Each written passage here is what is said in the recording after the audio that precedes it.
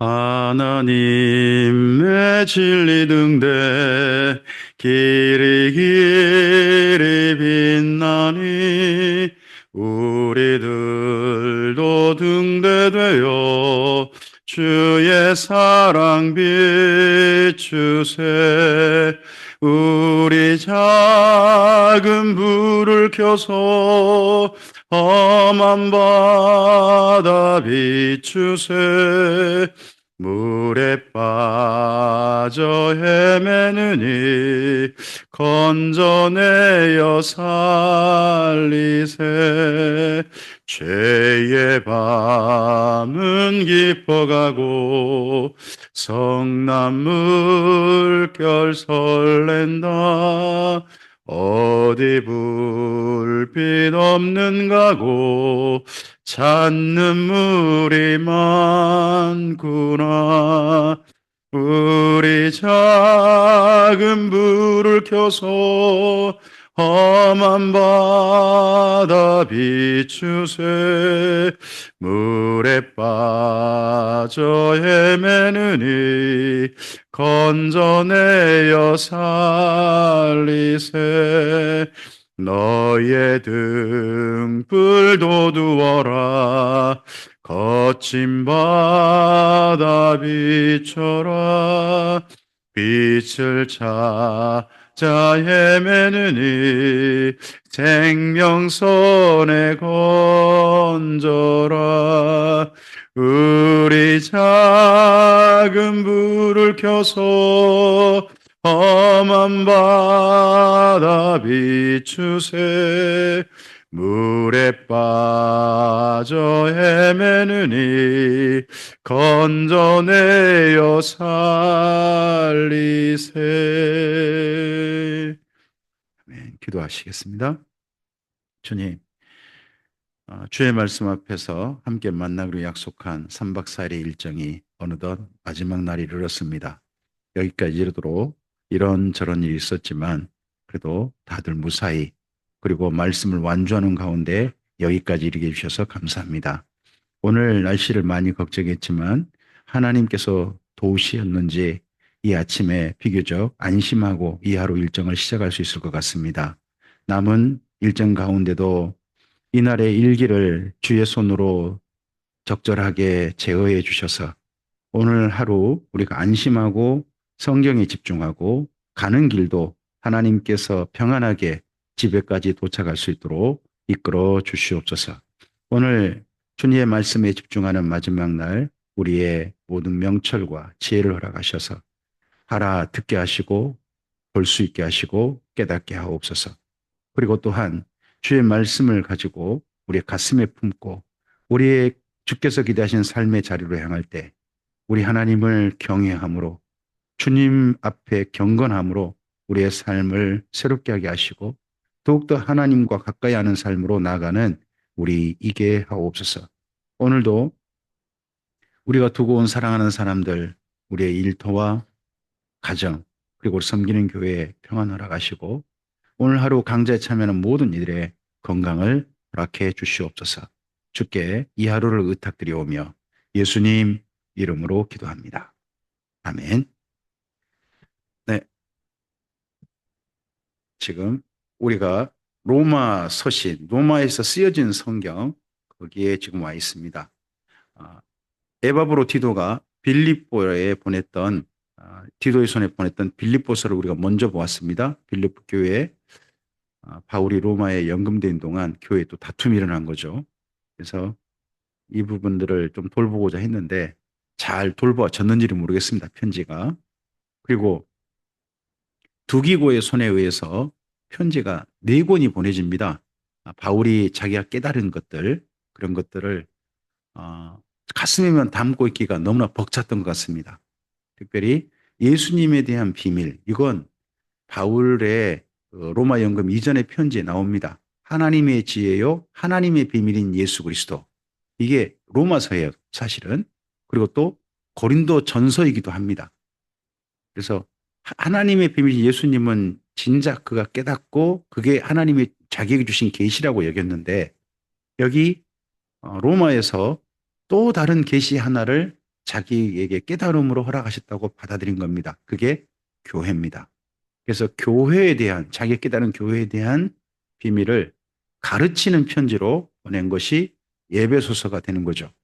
그리고 골로새서에 이와 함께 짝꿍이니까 머리 대신 예수님, 그 예수님에 대한 올바른 신앙, 그리고 그분과 함께 사는 삶에 대해서 다시 한번 이야기하고 있는 게 골로새서가 되고요. 그리고 개인적인 편지죠. 오네시모를 잘 돌봐달라, 보살펴달라는 빌레몬서라는 편지가 있습니다. 라오디게서라는 편지가 함께 보내졌다고 합니다. 라오디게서도요, 회람서신으로 되어 있습니다. 그 교회만이 아니라 나눠보는 편지로 되어 있어요. 서로 돌려가면서. 그러면 상당히 중요한 내용이겠죠. 근데 남아있지 않아서 무슨 내용을 썼는지 우리가 짐작을 못해요. 다만 이러지 않을까, 저러지 않을까 생각만 할 뿐이죠. 그건 우리가 천국 가서 알아봐야 정확한 내용을 알 수 있을 것 같습니다. 이 편지를 가져간 분이 두기고입니다. 편지 전달자는 어떤 일을 해야 하는지 아시죠? 먼저 읽어줍니다. 회중 앞에 읽어주고요. 회중이 질문을 합니다. 이 모든 내용을 우리가 뭐 본문 읽으면 다 알아들으면 가르칠 자가 필요 없죠. 안내자가 필요 없죠. 근데 편지를 가져간 분은 질문이 들어오면 답변을 합니다. 답변할 때 누구 입장에서 답변하겠습니까? 편지를 쓴 사람. 그러니까 바울의 입장에서 에베소서를 설명할 수 있고 바울의 입장에서 골로새서를 설명할 수 있는 사람이 누구냐 그러면은 이 두기고인 겁니다. 그러니까 두기고가 단순히 우편 배달부가 아닌 거죠. 굉장한 바울이 안심하고 네가 가면 내가 하고 싶은 이야기 너를 통해서 다 할 수 있어. 그런 사람이 바로 두기고였던 거죠. 이 두기고는 그 이름이 우리나라의 그 편지 배달하는 분하고 딱 닮아 있어요. 두고 온다는 거죠. 두고 온다. 그리고 바울 곁에 바울은 글자를 크게 쓴단 말이에요. 그러니까 자기가 편지를 썼다가는 너무나도 많은 비용이 드니까 편지를 써주는 분이 다른 분이 있습니다. 다른 분? 그 분이 더디오입니다. 더디오. 더디오는 그 또 우리나라에서 글을 잘 쓰게 생긴 그런 이름을 가지고 있어요. 우리나라 어감으로 보면 편지를 빨리빨리 휘갈게 쓰는 게 아니라 더디오. 천천히 더디게. 그렇게 딱 쓰는 그런 이름으로 돼 있어서 이 두 바울 곁에 있는 두 동역자가 편지 쓰기도 하고 편지 전달해서 잘 가르치기도 하고 하는 그런 분인 게 보입니다. 두기고가요. 여기 바울의 로마 연금 때부터 등장합니다. 그리고 이 이후에요. 바울이 편지 보내는 곳곳마다 두기고라는 이름이 등장합니다. 그러면 두기고는 뭐 이거에 편지 전달하고 읽어주고 가르치는 정도만 아니라 디도팀 대신에 두기고를 보낼까 하는 생각을 가지거든요. 그러면 그레데라는 섬에도 두기고를 보내면 괜찮다는 생각을 가졌다는 거고요. 그리고 나중에 디모데 후서를 에베소에 있는 디모데에게 보낼 때도 디모데는 로마로 와달라고 그러고 보고 싶다 그러고 거기 에베소에 두기고를 보냈다고 해요. 그러면 디모데 대신해서 에베소를 담임할 수 있는 분이 또 누구냐 그러면 두기고 했다는 거죠.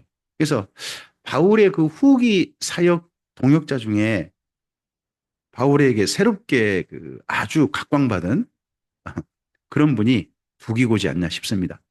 사역 전반부에는 이분의 이름이 드러나지 않죠. 근데 후반부에 이분의 이름이 드러납니다.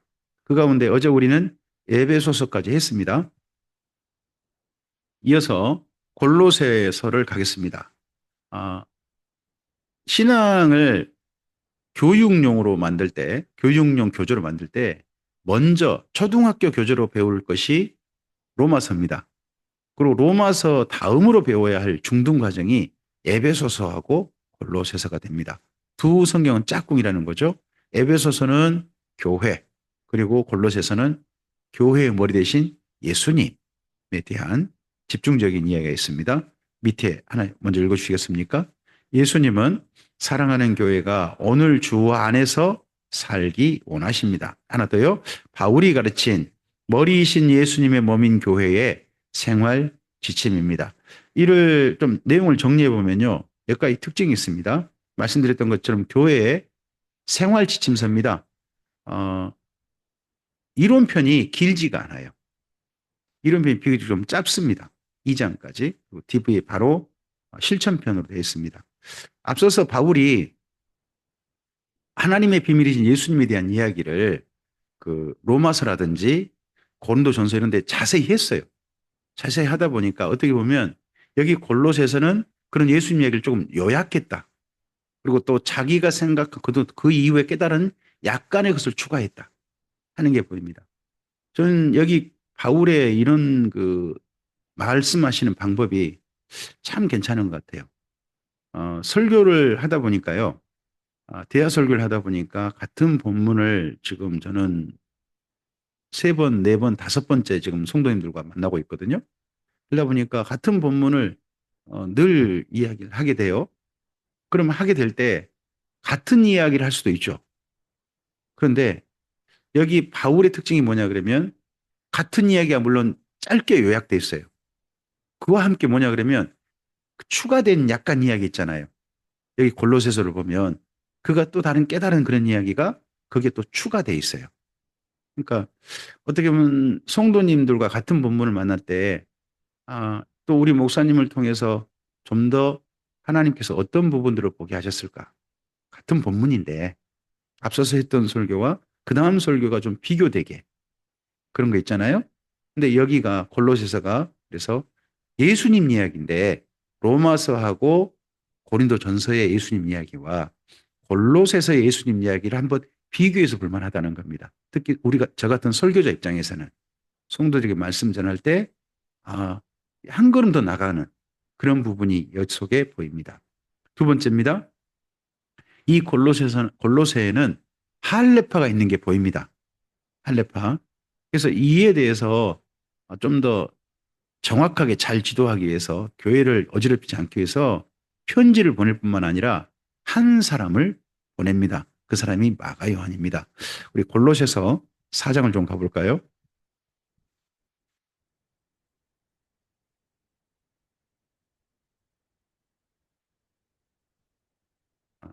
골로새서 4장에 보면 먼저 우리 7절을 보죠. 7절부터 9절까지 읽겠습니다. 두기고가 내 사정을 다 너희에게 알려주리니 그는 사랑받는 형제요 신실한 일꾼이요 주 안에서 함께 종이 된 자니라. 내가 그를 특별히 너희에게 보내는 것은 너희로 우리 사정을 알게 하고 너희 마음을 위로하게 하려 함이라. 신실하고 사랑을 받는 형제 오네시모를 함께 보내노니 그는 너희에게서 온 사람이라. 그들이 여기 일을 다 너희에게 알려주리라 합니다. 편지 전달자가 두기고인 게 보이고요. 하나 더, 이 편지가 골로새 교회만 보는 편지가 아니다 보니까 좀 자세한 문안이 있죠. 문안들, 이런저런 안부들, 그런 안부들은 두기고가 개인적으로 전한다 하는 걸로 되어 있습니다. 그러니까 자세한 안부들은 생략했다는 거죠. 왜냐 그러면 골로새 교회 한 교회만의 안부했다가는 또 다른 교회에게 좀 상처가 될 수도 있잖아요. 그러니까 그런 자세한 안부는 생략하고 그리고 말씀을 부탁했다는 겁니다. 편지를 전달하도록. 잠시만요. 네, 감사합니다. 송철영 집사님. 네. 그리고 함께 온 사람이 있습니다. 거기 9절. 신실하고 사랑을 받는 형제 오네시모를 보냈다고 합니다. 근데 그 오네시모가 거기 골로새에서 로마로 온 사람이다 하는 내용이 거기에 있습니다. 이 오네시모를 여기 보낸 이유는 이제 빌레몬서에서 우리가 만날 수 있습니다.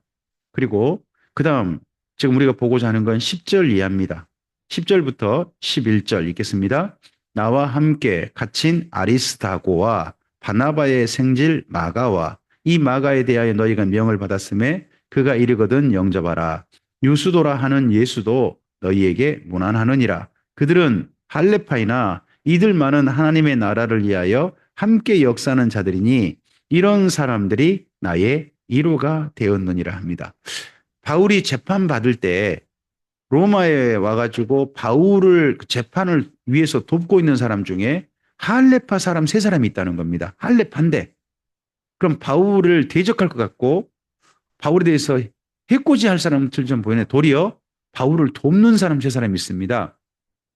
그 사람이 첫째가 바나바의 생질 마가, 그 다음에 아리스다고, 제가 이 아리스다고란 이름을 잊어버려가지고, 아리송하대해가지고 이분이 아리스다고, 이분의 이름을 잊어버려가지고 제가 빼먹었습니다.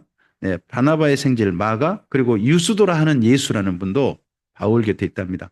유수도라는 분은 원래 이름이 예수신 모양입니다. 원 이름이. 근데 자꾸 성도님들이 주변에서 예수님, 예수님 그러니까 부담되셨던 모양이에요. 그러니까 이름을 아예 개명을 하셨죠. 유수도. 근데 이 세 분은 네, 거기 바울 곁에서 바울을 돕는 분들로 있습니다. 그래서 이들 가운데 마가입니다. 마가에 대하여 너희가 명을 받았음에 그가 이르거든 영접하라. 그러면 골로새 편지를 보내고 난 다음에 이 이후에 마가가 바울의 부탁에 의해서 골로새를 갔을 것이다 하고 우리가 짐작해 볼 수 있는 부분입니다. 물론 가로가 쳐져 있어서 이게 그때 편지 속에 이때 있었던 내용인가 하는 좀 의문점은 있습니다. 하지만 그 이후에 여기 가로 쳐져 있다면은 그 이후에 마가가 갔기 때문에 또 이런 편지 내용이 정확히 다시 추가됐든지 그런 거겠죠. 그래서 마가가 골로새를 갔을 것은 아마도 사실일 것 같습니다. 근데 마가가 왜 갔겠습니까? 할레파인데 갔다는 겁니다. 할레파들이 지금 올바르게 교회에서 역할을 해야 되는데 바울을 대적하는 쪽으로 자꾸 교회를 어지럽히니까 마가를 보내서 교회를 좀 바로잡아 달라고 부탁한 겁니다. 이게 또 한 가지 볼만한 거죠. 바울이요, 마가를 사실은 배제했죠. 자기 사역의 자리에서 마가는 없다 했습니다. 그게 예전 2차 전도행 때였죠. 그래서 마가는 자기 삼촌인 것 같죠. 생질이란 걸 보니까 삼촌인 바나바와 함께 구브로로 갔을 겁니다.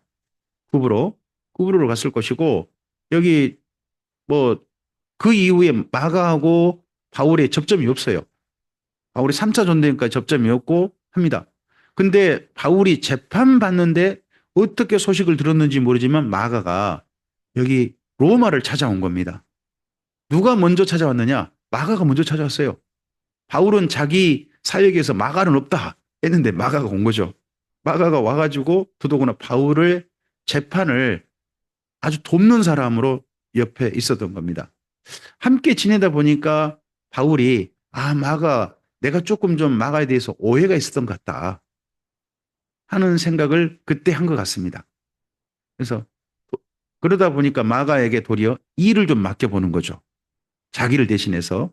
나중에 마가에 대한 생각이 완전히 달라진 게 디모데후서에 보면 보입니다.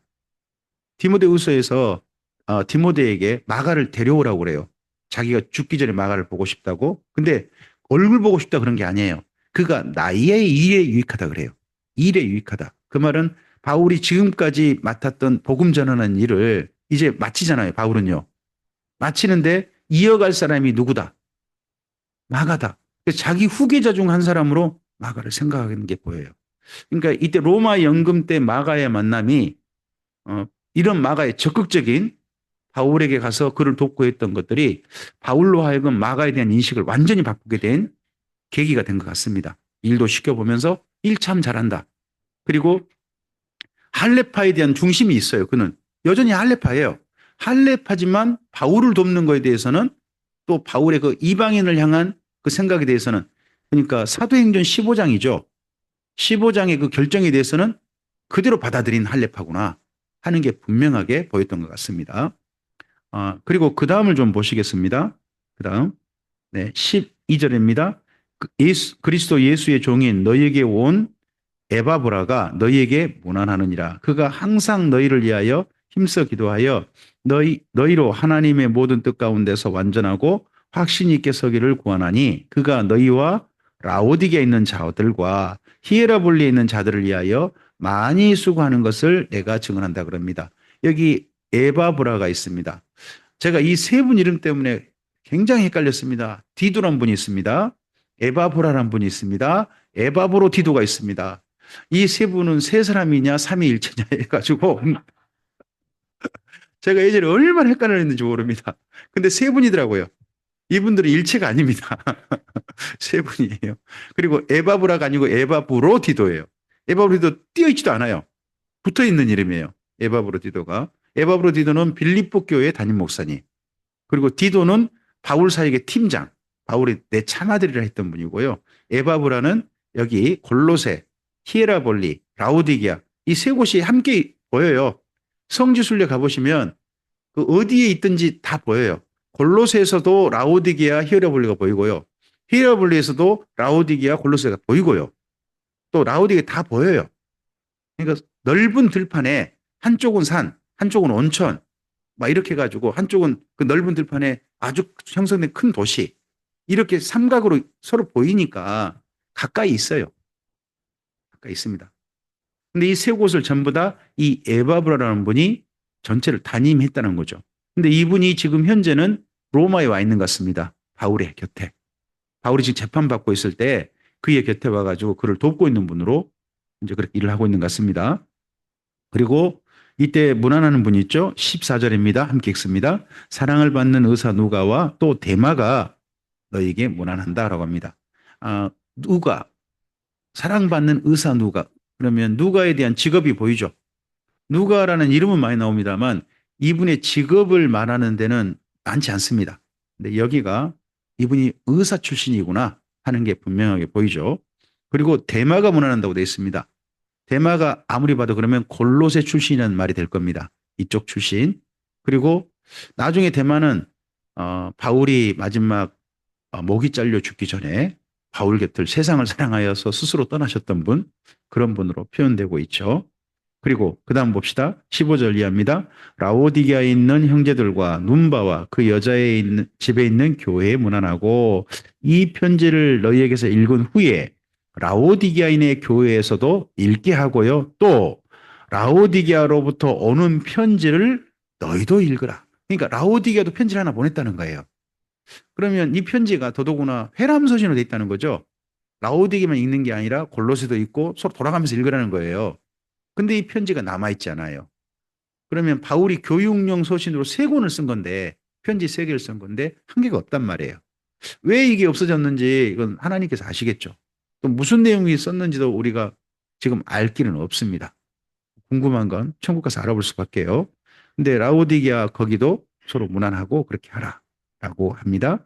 그리고 라오디게아 교회를 이야기하면서 우리가 빌레몬서를 읽을 때 좀 짐작할 수 있는 한 사람 이름이 나옵니다. 그 사람이 아키뽀예요. 아키뽀 거기 17절 읽어볼까요? 아키뽀에게 이르기를 주 안에서 받은 직분을 삼가 이루라고 하라.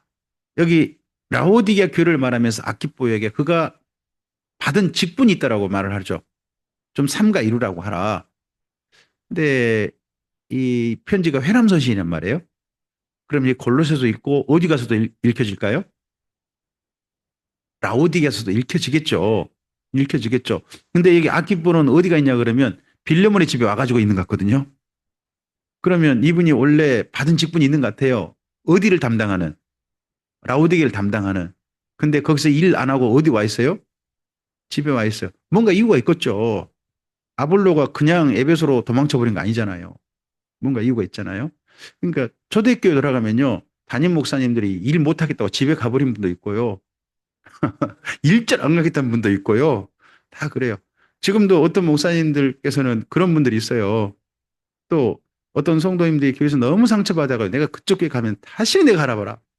내가 천국에서 안 만나고 싶다. 막 그런 분도 있을 수 있잖아요. 지금도. 근데 그게 초대교회도 다 있다는 거예요. 그러니까 초대교회는 우리의 판타지가 아니에요. 사람들이 살았던 이야기예요. 성경은 그 살았던 이야기들을 있는 그대로 쓰고 있어요. 그러니까 그 교회들을 일부 본받을 게 있겠죠.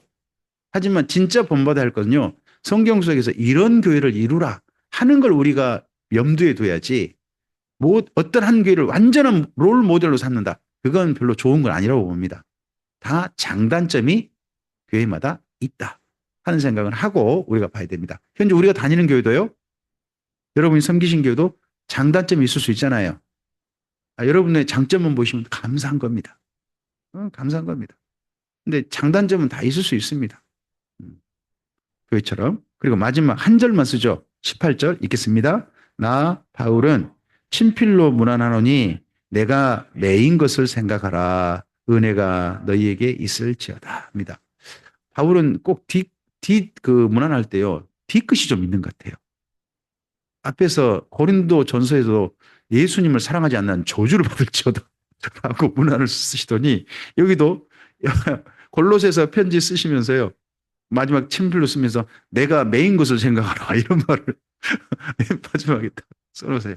목이 갑자기 부담감을 확 주잖아요. 이런 식의 좀 맨 뒤에 좀 문안 인사에 좀 이분이 좀 뭐가 좀 있어요. 자, 앞을 보실까요? 전달자는 두기고고요. 그리고 골로새 출신의 문안 여기까지 우리가 함께 보셨습니다. 골로새서는요. 내용을 정리해 보면 1장부터 2장이 이론편이에요. 그리고 2장 중에 6절부터 4장까지가 실천편이에요. 그러면 보시면 이론편이 굉장히 짧다는 거예요. 에베소서는 어떤가요? 이론편 절반, 실천편 절반이에요. 6장까지잖아요, 에베소가. 근데 에베소서의 3장까지가 이론편이에요. 그리고 4, 5, 6장이 실천편 아닙니까? 근데 골로새서는 이론편이 짧다는 거예요. 왜 그래요? 이미 앞에 했던 이야기예요. 예수님이잖아요. 하나님의 비밀이신 예수님 이야기를 로마서에서 자세히 했습니다. 그리고 고린도 전서나 이런 데도 자세히 했습니다. 뿐만 아니라 이런 분들은요. 골로새 이쪽에 있는 분들은 아마도 바울이 두란노송에서 2년간 가르쳤지 않습니까? 그렇게 가르쳤을 때 자세히 가르친 분들이 가르친 분들일 겁니다. 그러다 보니까 비교적 예수님 이야기는 이미 앞서서 했으니까 또 이야기 계속 예전 분량으로 하지 않으신다는 겁니다. 도리어 줄어져 있습니다. 줄어져 있는데 뭐가 보이느냐? 비교해 볼 만하다는 겁니다. 로마서가 16장까지 썼잖아요. 거기 예수님 이야기 자세히 쓴 겁니다. 근데 로마서하고 여기 골로새서 2장 6절까지만 쓴 이 예수님 이야기하고 비교해서 읽어보면 거기 있는 이야기가 축약되어 있는 뿐만 아니라 새로운 깨달음이 얹어져 있어요. 새로운 깨달음이. 이게 바울의 그 멋진 모습인 것 같습니다. 우리에게 또 특별히 저 같은 사람한테는 굉장히 많은 생각을 하게 하고 자극을 줍니다. 저도 앞에서 말씀드렸습니다만 같은 본문을 가지고 설교할 경우가 많단 말입니다. 저도. 저는 우리 교회 같은 경우는요. 1년의 둘째 주, 1월 둘째 주는 똑같은 본문 해요. 요한복음 14장 1절부터 7절입니다. 이 같은 본문을 지금 제가 설교한 지가 10년째입니다. 매년 1월 둘째 주면 또 꼭 그 본문입니다. 우리 교회 사무총회거든요. 사무총일 때 우리 교회가 길을 바르게 가는 교회 해가지고 요한복음 14장 7절로 돼 있어요. 그래서 1절부터 7절이 본문이에요. 근데 같은 본문을 그럼 성도들은 설교하잖아요. 그럼 같은 이야기일 수밖에 없잖아요. 근데 제가 설교를 하면서 늘 생각하는 것은 같은 이야기지만 거기에 살짝 다른 좀 꽃을 피워보고 싶고 그 속에서 다르게 보이는 부분들, 강조할 부분들을 찾아봐요. 찾아보고서 같은 본문이지만 또 다른 맛도 느끼게 하는 것들을 얹어보려고 노력해요. 또 그런 게 하나님께서 보여주시면 감사함으로 그 부분을 준비를 해요. 그렇게 설교를 해가거든요. 제가 그렇게 하는 이유가 이 골로새서를 보고 그래요. 바울의 설교가 똑같은 예수님이라는 이야기를 하는데 시간에 따라 뭔가 달라지더라는 거예요. 그런 부분들도 우리에게 좀 보였으면 좋겠습니다. 그리고 여기를 골로새서를 다르게 말할 수 있는데요. 바울의 신앙 고백이라고 할 수 있어요. 우리 교회도 이런 부분 해봤는데요. 성도님들께 부탁드려서 한번 해봤어요. 골로새서 안에 예수님을 어떻게 표현하고 있는지를 다 찾아보자. 짧잖아요. 1장부터 4장까지니까 짧으니까 예수님을 어떻게 표현하고 있는지 살펴보자 해가지고 그것만 모아가지고 한번 제출해봐라. 나는 30가지 찾았다. 저는 30가지 찾았어요. 예수님에 대한 표현이 무려 30가지가 있더라고요. 예수님에 대한 이 짧은 장 속에. 그래서 저는 찾아서 준비해 놨습니다. 그래서 성도님들이 나름 열심히 찾아가지고 성경 읽으시면서 이게 예수님에 대한 표현이군요. 예수님을 또 이렇게 표현했군요. 하고 찾아가지고 가져왔어요. 근데 보니까 어떤 분은 20몇 개 찾기도 하시고 어떤 분은 못 찾겠어요 하고 10몇 개 찾아오시기도 하고 어떤 분은 30개 더라고요. 저 똑같이 찾아오시기도 하고 찾아왔어요. 각각 읽어본 거죠. 제가 여기입니다, 여기도 말하지 않고 처음 1장 정도만 말씀드리고 나머지는 여러분 찾아보셔서 전부 다 좀 가져오십시오 했더니 또 열심히 또 찾아보셔가지고 그렇게 제출해서 그 제출한 분 중에 시상도 하고 그랬던 적이 있어요. 성경을 좀 읽게 하는 방법 중에는 여러 가지가 있다고 생각해요. 여러 가지가. 그런 가운데서 이 골로새서 같은 경우는 예수님에 대한 신앙 고백이 바울의 신앙 고백이 가득 들어있는 거거든요. 바울의 신앙 고백. 혹시 우리 사도신경에 예수님에 대한 신앙 고백이 몇 가지 들어있죠? 사도신경에 예수님을 향한 신앙 고백 몇 가지 들어있어요? 7가지입니다. 7가지가 들어있습니다. 근데 여기 골로새서에서는 예수님에 대한 신앙 고백이 무려 30가지라는 겁니다. 그럼 한번 찾아서 예수님을 이렇게 이렇게 표현했구나. 이렇게 표현했구나라고 한번 찾아보시는 거 좀 의미 있는 작업이라고 저는 생각합니다. 그래서 여기 이론편 가운데 파란색 옆에 있죠. 함께 어필 보시고 읽어주시겠습니까? 우리는 하나님의 비밀 그리스도를 깨달았다는 겁니다. 여기 골로새서의 가장 중요한 예수님을 향한 이야기입니다. 그럼 깨달은 사람은 어떻게 됩니까? 밑에 읽으시겠습니까? 그러므로 우리는 주님 안에서 살아야 한다라고 합니다. 여기 골로새서에서는요. 그러므로가 여러 번 나옵니다. 근데 그러므로가 언제부터 나오느냐? 2장 6절 가보세요. 2장 6절에 어떻게 시작합니까? 그러므로 어디까지를 생각해서 그러므로인 겁니까? 1장부터 2장 5절까지 전체 내용을 이야기하고서 그러므로예요. 그러므로 그 다음에 거기 16절 있죠. 16절로 다시 또 뭘로 어떻게 시작해요? 그러므로로 시작해요. 그럼 다시 여기 16절부터도 어디로 돌아가야 되는 거예요? 1장부터 2장 5절까지 이를 생각하고 다시 그러므로 이렇게 돼 있는 거예요. 그리고 또 3장 1절 가보세요. 또 어떻게 이야기 시작해요? 또 그러므로.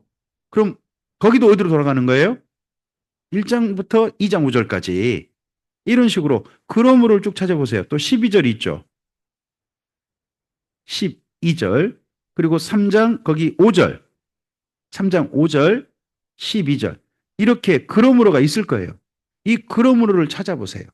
그러면 골로새서가 뒤에 실천편이 그러므로라는 제목으로 시작하고서 어떤 한 덩어리를 실천편으로 이루고 있는 게 보여요. 그러면 전부 다 그러므로는 어디를 먼저 이야기하는 거다.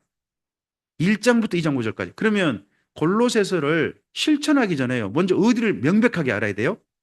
1장부터 2장 5절까지를 잘 알고서 그러므로로 가야죠. 이 골로새서를 읽는 방법이라는 거죠. 자, 이렇게 골로새서를 한번 여러분께서 읽어보시기 바랍니다. 골로새서를 어떻게 읽을 것인가는 우리가 4장의 뒷부분만 읽음으로써 여러분께 부탁드린 겁니다. 뒤에만 읽어서 우리는 완전히 읽는 걸로 대신합니다. 이 골로새서와 함께 골로새 보낸 편지 한 개가 빌레몬서입니다. 빌레몬서는 한 사람 때문에 썼습니다. 그 사람이 오네시모죠. 오네시모. 그리고 편지 내용을 자세히 읽어보면 빌레몬이 노예였구나 하는 게 보이고요. 그 노예가 도망쳤구나 하는 것도 보여요. 도망을 쳤는데 하필 또 어디로 도망을 쳐요? 일단은 도시죠, 도시. 예, 로마라는 도시로 도망을 치는 거예요. 노예가 자기가 자유를 찾기 위해서 도망친다 그러면 보통 어디로 도망을 칩니까? 우리나라 예전에 그 영화 같은 거 노 목사님께서 예를 좀 많이 드셨어요. 종하고 자기 딸하고 눈 맞으면 일일이 방해하다가 마침내 방해를 못할 것 같으면 어느 날 새벽에 한밤중에 조용하게 바리바리 싸가지고 그 종한테 딱 지어주고 딸내미나 가슴에 бот다리 딱 안고 그 아빠가 딸한테 그 종놈한테 어떤 사이를 그 종놈한테 뭐라고 합니까?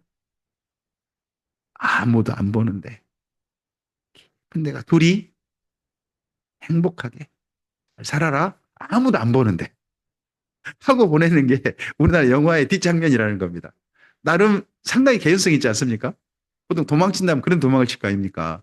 근데 이 노예는 오네시모는 도망을 치는데 집을 나갔는데 어디로 가버렸어요? 로마로 갔어요. 왜 로마로 갔을까요, 그러면요? 아, 그 사람들이 너무 많으니까 자기를 못 알아보는 건가요? 이제 그러니까 이제 노 목사님은 그렇게 그때 이야기하시죠. 나에겐 꿈이 있었다. 나는 노예로 살고 싶지 않다. 로마로 가서 나의 꿈을 펼치고 싶다. 하여튼 그런 그 생각을 가지고 로마를 갔을 것이다. 라고 하시더라고요. 그랬는지는 오네시모한테 물어봐야 됩니다. 그런데 묘하게도 거기 가서 누구를 만났다는 겁니까? 바울을 만났다는 겁니다. 우리나라 속담이 그거 있습니다.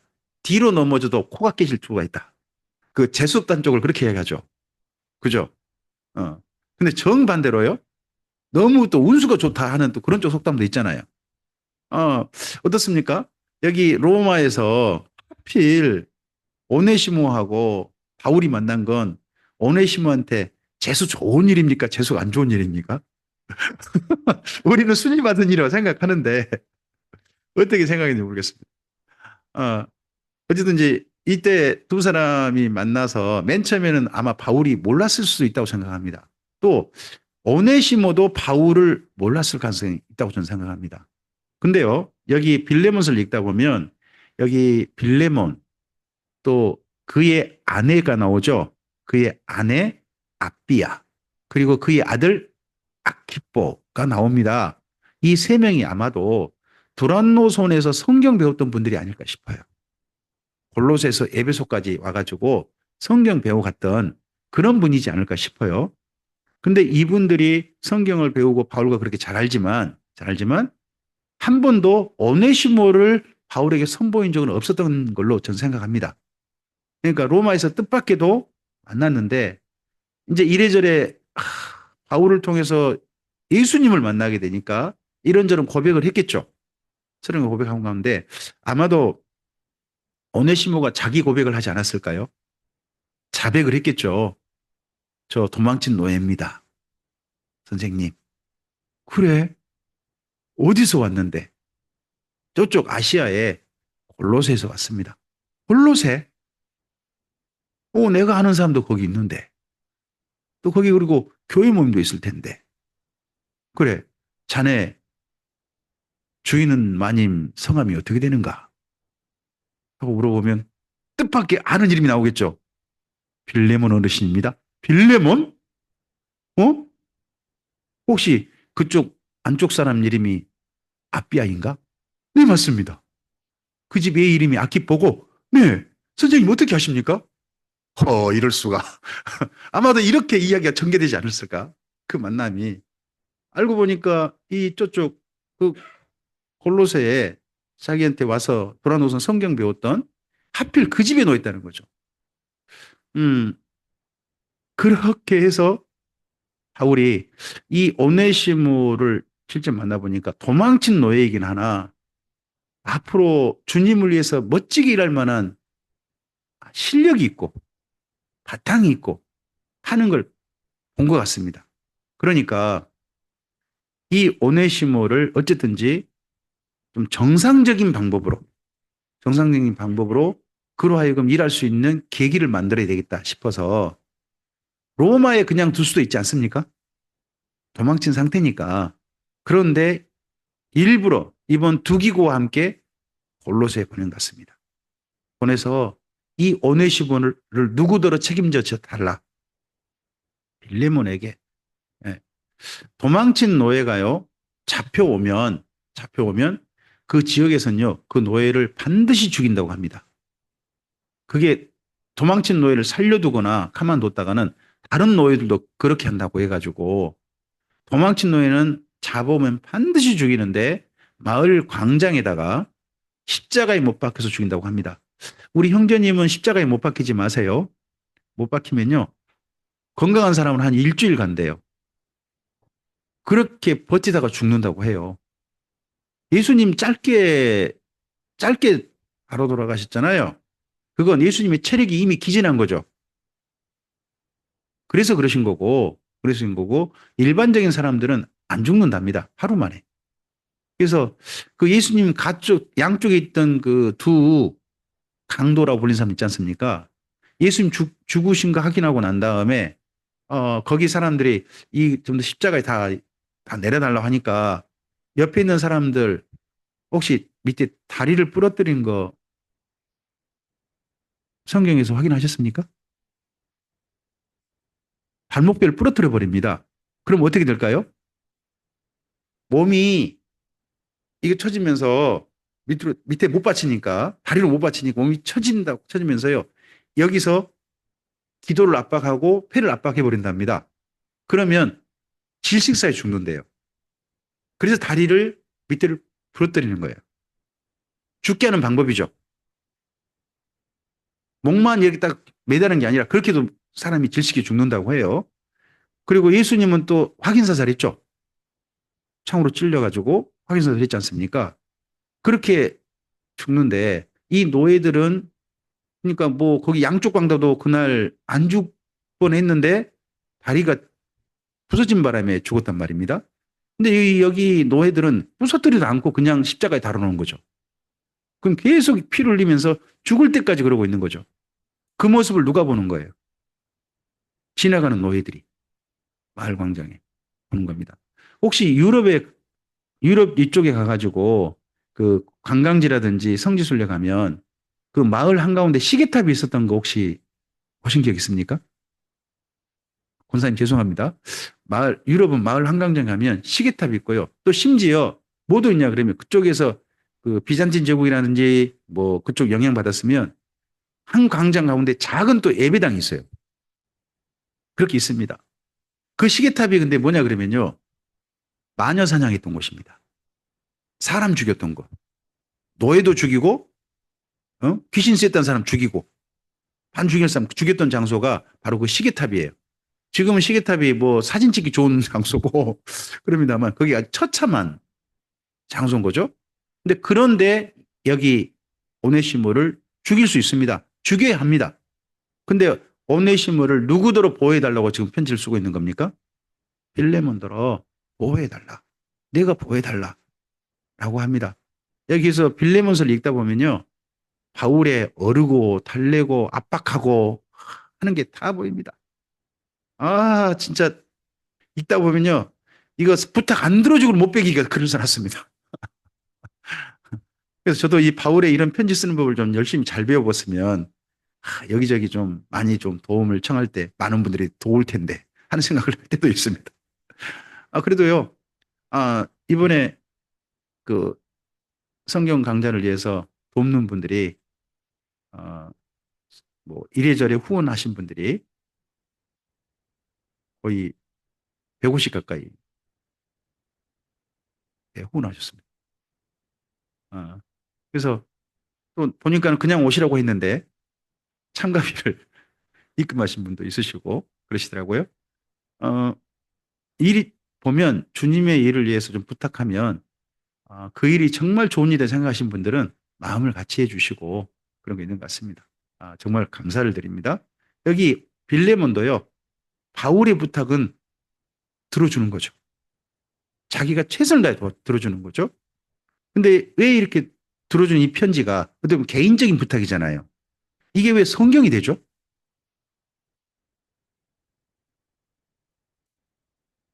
여기 옆에 제목이 있지 않습니까?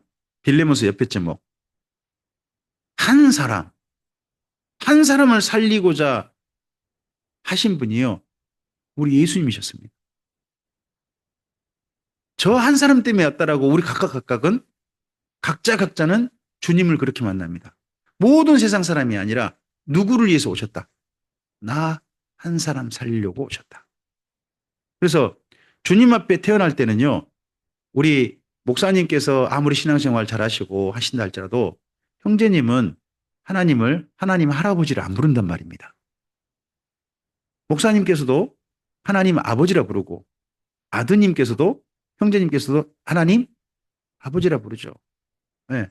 제 아내가 저와 결혼한 다음에 하나님 시아버지라 부른 적이 한 번도 없습니다. 다 하나님 아버지라 부르는. 왜 그렇습니까? 1대1로 만나는 겁니다. 전부 다 주님 안에서 다 1대1로 다 첫 열매로 주님과 만나는 겁니다. 그런 한 사람의 가치를 여기 빌레몬서 사적인 편지입니다만 그 한 사람을 위한 최선의 노력하는 것이 이 속에 가득 담겨 있거든요. 이 마음이 바로 누구의 마음이시다? 우리에게 오신 예수님의 마음이기에 개인적인 편지임에도 불구하고 성경으로 들어와 있습니다. 그래서 바울 서신 가운데요. 빌레몬서의 지금 현재 위치가 보이시죠? 맨 먼저 첫 편지가 뭐가 있습니까? 고린도 전서 후서죠. 그다음에 로마서 이렇게 편지가 되지 않습니까? 갈라디아서, 가렙 빌골 있고요. 그다음에요. 그다음에 살전사루입니까? 살전사루 그리고 딤전, 디무, 디도 여기까지가 있습니다. 여기까지 다 뭡니까? 공적인 편지들입니다. 그리고 난 다음에 빌레몬서를 맨 뒤에 배치했어요. 빌레몬서 그렇죠. 빌레몬서가 왜 그렇게 했습니까? 네, 앞에는 공적인 편지고 뒤에 이 편지만은 사적인 편지라는 것 때문에 이렇게 배치를 한 겁니다. 근데 원래는 어디에 배치해야 맞겠습니까? 골로새서 뒤에다가 붙여야 맞을 것 같잖아요. 지금 우리 그렇게 읽습니다만은 성경은 또 그런 측면에서 뒤에 배치했다는 겁니다. 자, 앞을 보실까요? 읽겠습니다. 밑에요.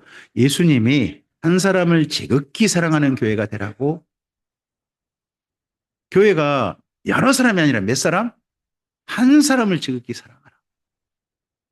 밑에 읽겠습니다. 바울이 오네시모 한 사람을 위해서 빌레몬에게 보낸 사적 편지인 건 분명합니다. 이런 빌레몬서와 비슷한 이야기가 우리나라에 있다는 겁니다. 거기가 김제 금산교회 이야기입니다. 조덕섬 장로님과 이자익 목사님. 이자익 이분은요 경상도 사람이고요. 조덕섬 장로님 김제 사람입니다. 영혼함의 만남이죠. 조덕섬 장로님이 그때 김제 평야에서 만석군 그런 분이고 이자익 목사님은 그 집에 경상도에서 머슴살로 오신 분이랍니다. 머슴살로. 그러면 그때 그 당시에는 어디가 살기 좋았다는 겁니까? 전라도가 좋았다는 겁니다. 지금은 어디가 좋습니까? 경상도가 좋습니다. 그래서 제 고향 분들 중에요. 그 예전에는 추석 명절에 그 관광버스 타가지고 각 지역 지역에서 버스 타가지고 집에 오신 분들 그런 경우 많았습니다. 기성버스를 이렇게 하는 경우 많았거든요. 그런 가운데 제 고향이 고흥 금산인데 부산에서 온 버스가 몇 대가 돼요. 전부 다 일을 얻으러 간 거예요. 부산에 예전에 그 신발 공장 이런 게 굉장히 많았거든요. 또 대구에서 오신 분들 많았어요. 거기 섬유 공장이 많았어요. 서울 쪽도 있고 다 흩어져 가지고 근데 있지 전라도 어디서 왔다는 분이 한 분도 없어요. 그때. 그러니까 전라도가 상당히 식량 같은 부분들은 넉넉했을지 모르나 그 이후에 기성버스 같은 거 지금 생각해 보면 젊은이들이 일할 데가 없었던 거죠. 전에는 그랬어요. 근데 여기 이때는 이 조태선 장군 김제 금산교회가 형성될 때는 도리어 경상도 사람들이 딴 데 가서 일자리 찾아가는 그런 때였다는 겁니다. 이 두 분이 만났는데 이 집에 선교사님이 오셨다는 거죠. 선교사님이 오셔가지고 이 이자익 목사님이 아니라 머슴이 아니라 조덕삼 장로님 만석군을 전도한 거죠. 그래서 여기 금산교회가요. 조덕삼 장로님 밭에다가 지어진 예배당이라고 합니다. 그 밭을 하나님께 드려가지고 그래서 이 기억자 교회인 거 보이시죠? 이게 안에 들어가면 강대상이 있고요. 양쪽으로 있어요. 제가 갔죠. 가서 일부러 좀 찍었죠. 가운데서 딱 보면 양쪽으로 있습니다. 보면 한쪽은 길고 한쪽은 짧아요. 이게 남자 여자를 구분해서 앉히는 겁니다. 그럼 긴 쪽은 누가 앉고 짧은 쪽은 누가 앉았겠습니까? 긴 쪽은 여자가 앉고 짧은 쪽은 왜요? 숫자가 당연히 여자분이 많습니다. 이때부터 여자분들이 훨씬 많았습니다. 그래서 긴 쪽은 여자분이 앉고 짧은 쪽이 남자분이 앉은 우리나라의 초기 교회의 그 모습이 그대로 보존되어 있는 데가 여기입니다. 이건 교회 예배당이 그 6.25 때도요. 6.25 때도 이 예배당이 불타거나 그러지 않고 그대로 보존되어 있습니다. 이분들이죠. 이분들은 우리나라 장로교사 초기 장로교사에서 굉장히 핵을 그은 분들이십니다. 두 분이. 그중에 이장희 목사님은 장로교단이 분열되기 전, 그 전에 총회장을 두 번이나 하신 분입니다. 그 당시에 우리나라 기독교가요, 중심지거든요. 평양이었어요. 근데 평양인데 김제 교회를 담임하는 분이 두 번이나 총회장님을 하셨다. 그럼 장로교 전체에서 이장희 목사님이 차지한 위치가 어떠했는지 보이죠. 근데 이장희 목사님이 그렇게 위치를 차지하기까지는 누구의 도움이 있었다? 맞습니다. 이 교회 선교사님이 떠나기 전에 교회에 맡기려고 장로님을 뽑았다고 합니다. 근데 장로님 투표를 했는데 두 분이 대표로 나온 거예요. 조덕삼 이분과 이자익 두 분이 나왔는데 투표를 했는데 이자익 이분이 투표가 더 나온 거예요. 그럼 교회를 누구한테 맡겨야 돼요? 그러면 조덕삼 장로님이 어떻게 해야 될까요? 문 닫아. 이럴 수도 있잖아요. 이럴 수도 있잖아요. 원래 그전에는 조덕선 장로님이 이자익 목사님 보고 뭐라고 불렀겠습니까? 자기가 그러면 이장희 목사님 뭐라고 합니까?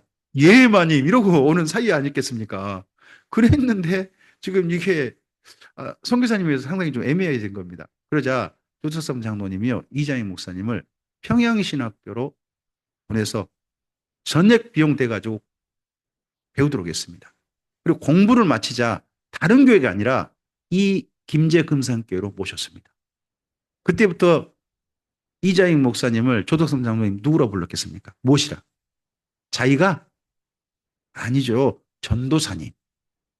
맨 처음 전도사님. 그리고 이 교회에서 안수받으셨습니다. 그리고 조덕성 장로님과 이자익 목사님 두 분이 교회를 아름답게 섬기시다가 조덕성 장로님 먼저 주님 품에 안기셨습니다. 그리고 이자익 목사님께서 그 이후 교회를 계속 끝까지 함께 지내시다가 그다음에 이분도 주님 품에 안기시게 됩니다. 이분이 세상을 떠나시면서요. 우리나라 장로교회가 둘러나 있다고 합니다. 이분이 만약에 생존하셔서 계속 장로교 총회장을 하시고 가셨으면 기장, 예장 나뉠 일이 아마 없었을 것이다라고 이야기한 분들이 많습니다. 그 정도로 덕 있던 분이 이분이랍니다. 그런 이장익 목사님 이렇게 덕 있는 분으로 서기까지 누가 있는 겁니까? 네, 조석선 장로님 있는 겁니다. 오네시모라는 분이요. 우리 성경에 노예로만 나옵니다만 이 이후에 초대교회사를 보면 초대교회 감독으로 정식으로 기록되어 있습니다. 빌레몬이 감독으로 기록된 데는 없어요. 근데 오네시모는 감독으로 기록되어 있어요. 이 오네시모의 그러면 싹수, 앞으로 장차될 전망을 누가 먼저 알아봤냐 그러면 바울이 알아본 거겠죠. 바울이 알아봤고 뿐만 아니라 그렇게 될 수 있도록 이 오네시모의 뒷바라지를 했던 분이 또 누구겠습니까? 빌레몬이었겠죠. 그런 일들이 있어서 주님의 일들이 이루어져 가고 있습니다. 앞을 보시면요. 여기가 골로새입니다. 골로새는 유적이 없어요. 유적이 없습니다. 지금 현재 이 들판만 있어요. 여기 어딜 거라고 봐요. 여기 지금 약간 풀만 있는 데 있죠. 풀만 있는데 여기가 에베소 옛날 터라고 봐요. 골로새 옛날 이 마을이 있었던 터다. 근데 모르겠어요. 이렇게만 지금 돼 있어요. 지금은 이 산 밑에가 마을이 형성돼 있고요. 이 눈 쌓인 산이 있죠. 여기가 해발 3,000m 되는 높은 산들입니다. 지금 이제 튀르키예 국립공원으로 있습니다. 이쪽에서는 우기에 이렇게 눈이 쌓여가지고 이 눈들이 나중에 녹습니다. 녹아서 이렇게 어마어마한 맑은 물로 밑에서 나옵니다. 마치 꼭 가이사라 빌립보 같죠. 헐몬산의 물들이 솟아나오지 않습니까? 여기도 이 위에 산맥의 물이 흘러나와서 이 물을 여기 수로, 혹시 수로 보이십니까? 이게 2000년 된 수로입니다. 이때 이 골로새로부터 물을 간을 받아가지고 간 도시가 있습니다. 그게 라오디게아입니다. 라오디게아 이 관으로 가져가지고 물을 가져가고 그리고 또 히에라볼리에서 온천물을 가져갑니다. 그래서 집에서요 온순물, 냉수물을 다 틀 수 있는 데가 라오디게아였습니다. 2000년 전에. 그럼 라오디게아가 얼마나 잘 산 겁니까? 정말 어마어마한 부자 도시가 라오디게아였다고 합니다. 예. 근데 그 출발지가 여기라는 겁니다. 자, 이때 정도에 꿀의 동역자 두 분이 있습니다. 옆에 지금 로마에 와가지고 성경을 쓰신 두 분, 한 분은 마가, 또 한 분은 누가가 됩니다. 둘 다 이름이 가로 끝나네요. 두 분은 똑같이 로마 교회 편지를 썼습니다. 로마 교회. 마가복음 옆에 읽어주시겠습니까? 이방인에게 전하는 예수님입니다. 누가요? 유대인이. 유대인이 유대인에게 쓴 예수님 이야기는 뭐예요? 마태복음이라고 말씀드렸습니다. 그리고 유대인이 이방인에게 전하는 예수님 이야기는요, 마가복음이고요. 이방인에게 전하는 예수님 이야기는요, 누가복음이고요. 이제 요한복음은 차원을 달리해요. 교회가 세상에게 전하는 예수님 이야기로 이제 인종 구분하지 않습니다. 전체를 최상으로 취급합니다. 밑에 읽으실까요? 예수님은 성령으로 연약한 우리를 섬기시며 자기 목숨을 대속물로 내주어 우리를 살리고자 하십니다. 밑에 읽어주시겠습니다. 베드로의 통역사 마가 요한이 베드로가 증언한 예수 사건을 로마 교회를 위해서 쓴 복음서입니다. 자, 마가복음은요, 마가가 썼어요. 그런데 내용은 무슨 내용이냐? 베드로가 증언한 예수님 이야기예요. 마가가 만난 예수님 이야기 아닙니다. 베드로가 증언한 예수님 이야기예요. 제가 이 마가복음 때문에 좀 많은 고민을 했습니다. 지금 현재 학자들은요, 신약성경 복음서 가운데 가장 먼저 쓰여진 성경을 마가복음으로 봅니다. 우리 교단도 그렇게 가르쳐요. 뭐 지금 현재 마태복음이 가장 먼저 쓰였다라고 가르치는 교단은 현재 없을 겁니다. 근데 제가 신학교에서 맨 처음 배울 때는 마태복음이 먼저 쓰였다고 배웠어요. 왜냐 그러면 이게 교부들이 그렇게 이야기한 거거든요. 교부들. 근데 그 이후에 성경 본문을 실제 살펴본 분들은 아무리 봐도 뭐가 먼저 가장 기본적인 복음이다. 마가복음이고 마가복음에 좀 더 살을 붙인 게 마태복음이고 그리고 마가복음과 마태복음을 살펴보고 난 다음에 그 다음에 새로 쓴 성경이 누가복음이고 이와는 차원을 달리해서 나중에 쓴 예수님 이야기가 요한복음이다. 그래서 마가복음 우선서를 이야기해요. 다 이야기해. 충분히 일리가 있어요. 근데 저는 좀 다른 이야기를 해보고 싶어요. 자, 마가복음도 무엇을 썼다고요? 베드로가 증언한 예수님 이야기입니다. 베드로가 증언한 예수님 이야기. 마태복음이요. 마가복음을 기초로 썼다라고 할 수도 있어요. 근데 다르게 생각해 보세요. 베드로가 증언한 증언. 거기에 마태가 가지고 온 자기만 따르고 가지고 있던 예수님 이야기. 이걸 더하면 이게 마태복음이 돼요. 여기 마가복음 내용의 기본 내용하고 마태복음하고 물론 많은 것이 일치해요. 일치하지만 90몇 프로인가 일치하더라고요. 나머지는 일치하지 않아요. 그건 여기 마가복음만이 가지고 있는 독특한 내용이 또 있다는 거죠. 그럼 그건 왜 거기 안 썼지? 하는 거에 대해서 나름 학자들은 이야기하겠죠. 근데 저는 본래 베드로의 증언이 있다고 생각합니다. 본래 베드로의 증언. 그 증언 더하기 마태가 자기 걸 가지고 마태복음을 썼다면 먼저 쓸 수도 있다. 그리고 한 가지 더. 얘기 내용하고 마태복음의 내용하고 마가복음의 내용이 90몇 프로가 일치해요. 이게 다 누구의 증언이라고요? 베드로의 증언. 그러면 베드로가 증언한 게 오순절 성령 강림 이후로 계속 예수님 증언하고 다닌 거잖아요. 근데 베드로의 예수님 증언 이야기가 달라졌다는 거예요? 그대로라는 거예요? 예수님에 대한 그가 본 목격한 거에 대해서는요. 달라지지? 살을 붙이지 않은 거예요. 우리나라에 천국을 봤다는 분 여러분 있죠? 근데 각각 좀 모습이 살짝 다르더라고요. 다른데 그분들이 천국 봤다는 이야기요. 아주 예전 이야기하고 요즘 최근 이야기를 비교해 보면 같아요, 틀려요? 본 것도 달라졌어요. 상당히 달라져요. 이게 참 이제 비교해 보면 그게 보여요. 비교해 보면 왜 달라져요? 좀 세련되셨겠죠. 이런저런 영향 받았겠죠. 근데 마가복음하고 마태복음의 이 베드로의 증언은 거의 내용이 일치한다는 말은 베드로의 증언은 달라지지 사실 그대로 있는 그대로 증언한 것이 그대로 끝까지 가져갔다. 예수님에 대해서는 하는 거라는 겁니다. 이게 사실 우리의 증언의 자세입니다. 생각해 볼 만한 부분입니다. 마가복음 1장 1절을 볼까요? 마가복음의 가장 중요한 부분은 1장 1절, 이 표현이라고 저는 봅니다. 1장 1절, 예, 함께 읽습니다. 하나님의 아들 예수 그리스도의 복음의 시작이라. 여기 복음이 뭐예요? 하나님의 아들 예수 그리스도입니다. 복음이란 뭐라고요? 하나님의 아들 예수 그리스도. 그러니까 여기 마가복음이 말하고 싶은 복된 소식, 기쁜 소식은 하나님의 아들 예수 그리스도입니다. 물론 모세가 말한 복음이 있죠. 모세가 전한 복음, 그건 율법입니다. 율법. 제가 레이기 하면서 히브리서 말씀을 가지고 말씀을 드렸습니다. 그런데 여기 마가복음 복음 중의 복음을 이렇게 표현했습니다. 혹시 이런 그림 보셨습니까? 이런 거 보셨습니까? 이런 거 가지고 뭐 카톨릭이니 뭐니 말들이 많습니다. 근데 이게 익두스라는 말이거든요. 익두스라는 말을 여기 지금 동그라미 안에 이런 걸로 다 표현해 버린 거예요. 이 라틴어 있죠? 이 헬라어 이거 있지 않습니까? 이게 여기 다 들어가 있어요. 이걸 이렇게 만든 거예요.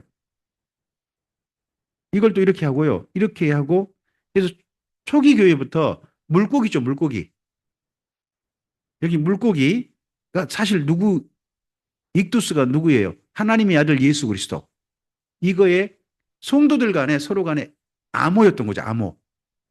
서로를 소개할 때. 그래서 이들은 그 서로가 어디 우물가 같은 데 만나면 한쪽 사람이 저쪽 사람한테 말도 않고 바닥에다가 물고기를 그린대요. 그럼 그걸 알아본 사람이 뭐라 그럴까요? 하나님의 평안이 당신과 함께하기를. 서로 그렇게 알아보는 거였대요.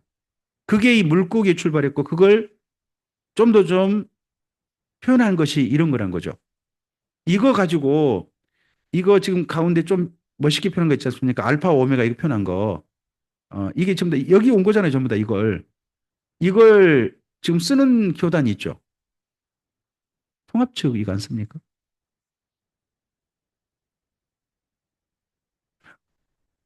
그 스토리라 그럽니까? 여기 보면 이거 있어요. 이거 그것들이 여기 마가복음 1장 1절입니다. 마가복음 1장 1절을 단순하게 그림으로 표현한 거예요. 그럼 이게 우상이 아니잖아요. 그러니까 이거 가지고 쓴다고 뭐라고 할 필요 없다는 겁니다. 자꾸 이걸 가지고 이걸 썼다고 좀 우상이다, 우상이다라고 말씀하시는데 마가복음 1장 1절을 그림으로 표현한 거예요, 그냥. 예, 신앙 고백을 표현한 거니까 이런 거 가지고 또 시비 건 사람이 있으면 아이고, 거기까지만 배우셨구나 하고 생각하세요. 너무 하지 마세요. 다시 한번 마가복음 1장 1절입니다. 여기가 신앙 고백이라니까요. 제목이기도 해요. 읽겠습니다. 하나님의 아들 예수 그리스도의 복음의 시작이다. 네. 마가복음은요, 이런 특징이 있습니다. 모든 복음서의 뼈대입니다. 베드로의 증언인 거죠. 베드로의 증언은 다른 복음서의 뼈대가 됩니다. 뼈대가. 그리고 마가복음은 과감하게 생략합니다. 뭐를요? 족보. 자, 베드로가 할례파에게 보냄받았습니까? 아니면 할례 안 받은 사람한테 보냄받았습니까? 예, 갈라디아서 보시면 할례 받은 자에게 보냄받았습니다. 그럼 할례 받은 유대인들이죠. 유대인들이면 예수님 이야기하면 첫 번째로 가장 궁금한 게 뭘까요? 다윗의 후손 맞아? 족보 이야기를 반드시 했을 거예요. 베드로가 안 했을 리가 없다고 봅니다, 저는. 왜냐 그러면 간대마다 그거 따졌을 테니까. 근데 여기 마가 보면 그게 족보 이야기가요? 왜 없을까요? 이 편지를 받는 분이 누구예요? 로마 교회라니까요. 로마 교회니까 로마 교회 성도들은 족보 이야기예요. 관심 없어요. 관심 없으니까 그건 과감하게 생략했을 것이다 하고 보인다는 겁니다. 그다음에 세 번째입니다. 3번. 예수님의 사역인데 어떤 단어를 쓴다고요? 유디스, 곧, 즉시, 곧바로 이 단어를 습관적으로 씁니다. 쉼이 없어요. 한번 1장 가보시겠습니까? 1장만 해도요, 10번 정도 나와요. 근데 이 단어가, 이 곧 즉시라는 단어가 어디서 온 거냐? 사실은 1장 2절, 3절 때문에 그 다음 온 것 같습니다. 이 시작하는 여기 표현이 있거든요. 먼저 1장 2절, 3절 읽어보실까요? 선지자 이사야의 글에 보라 내가 내 사자를 너희 앞에 보내노니 그가 내 길을 준비하리라. 광야에서 외치는 자의 소리가 있어 이르되 너희는 주의 길을 준비하라. 그가 오실 길을 곧게 하라 합니다. 여기 곧게라는 말이 유디스입니다. 곧게.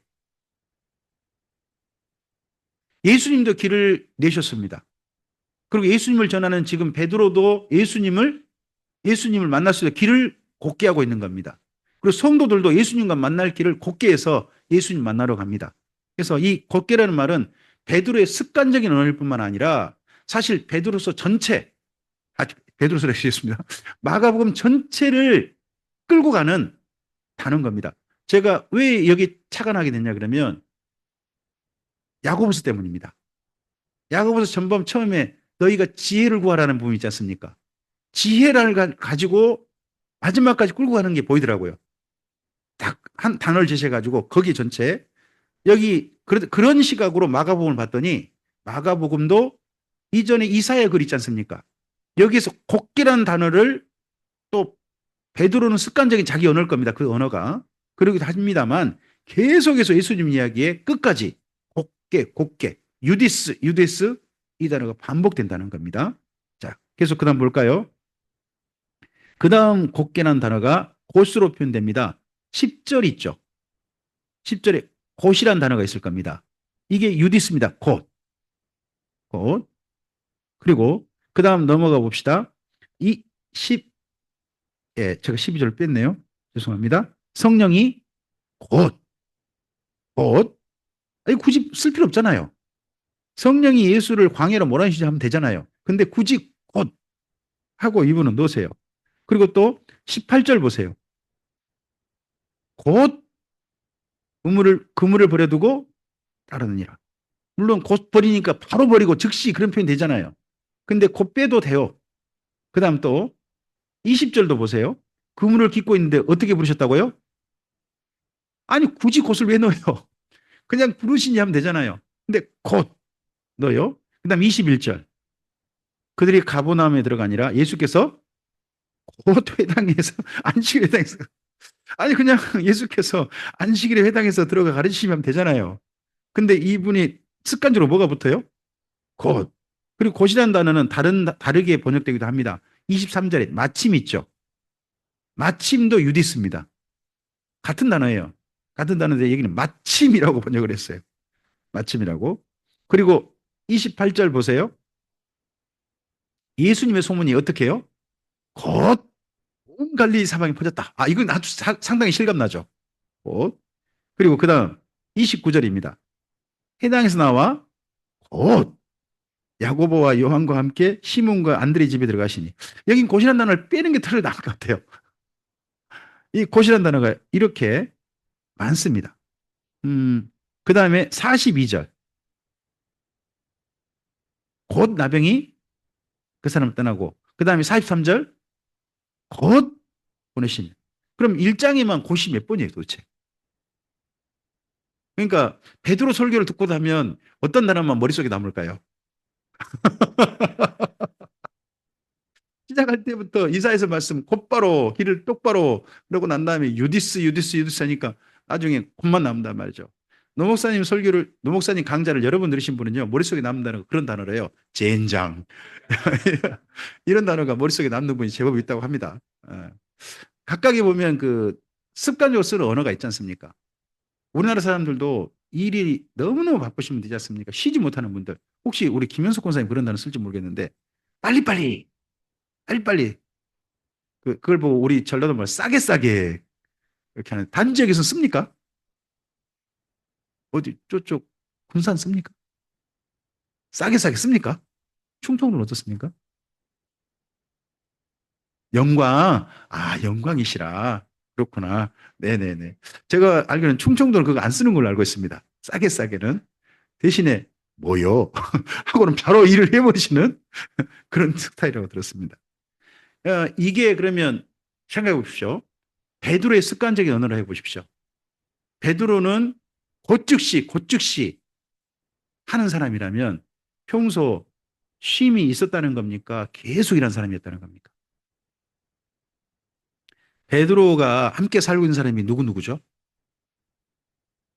장모님, 자기 아내, 그리고 자기 동생, 안드레도.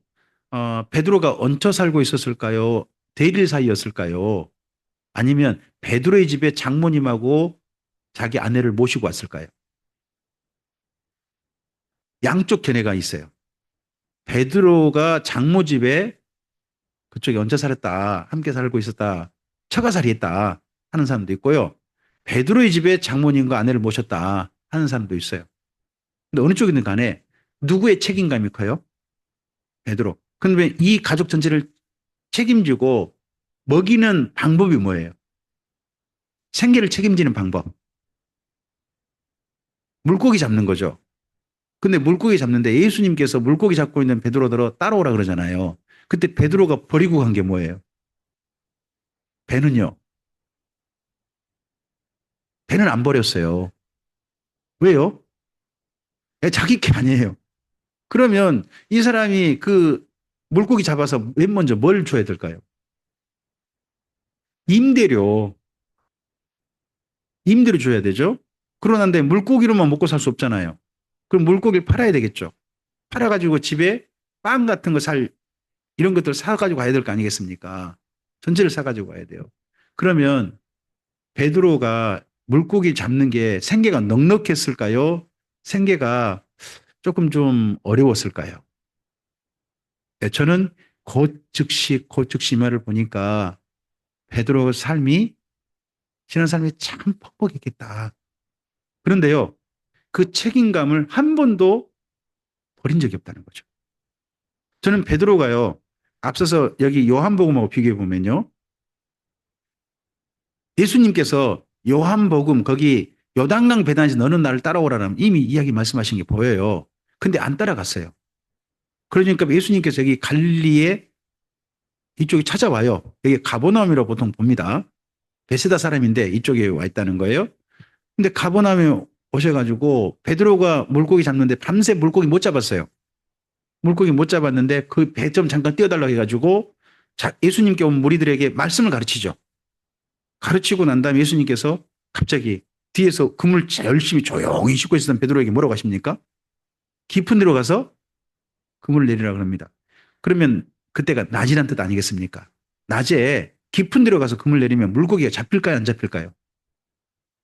말이 안 됩니다. 물고기가 왜 그물이 잡힙니까? 어두워서요. 어두워서 잡히는 겁니다. 그게 안 보니까. 그래서 물고기가 보통 잡힌 시간은 밤에 잡힙니다.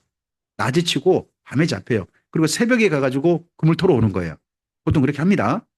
근데 그러니까 처음에 밤새 내가 그물질 했지만 하고 딱 이야기했다가 멈추죠. 말씀에 의지해서 가겠습니다 합니다. 그러면 그물 내릴 때 베드로의 마음은 어떤 마음이었을까요? 전 두 가지로 생각합니다. 한 마리라도 잡히면 이거 가지고 밤새 못 잡았지 않습니까? 한 마리라도 잡히면 그나마 다행이다. 또 하나는 말씀하신데 어떻게 내가 그냥 거절할 수 있으랴. 믿는 게 아니라 그런 마음이었을 것 같습니다.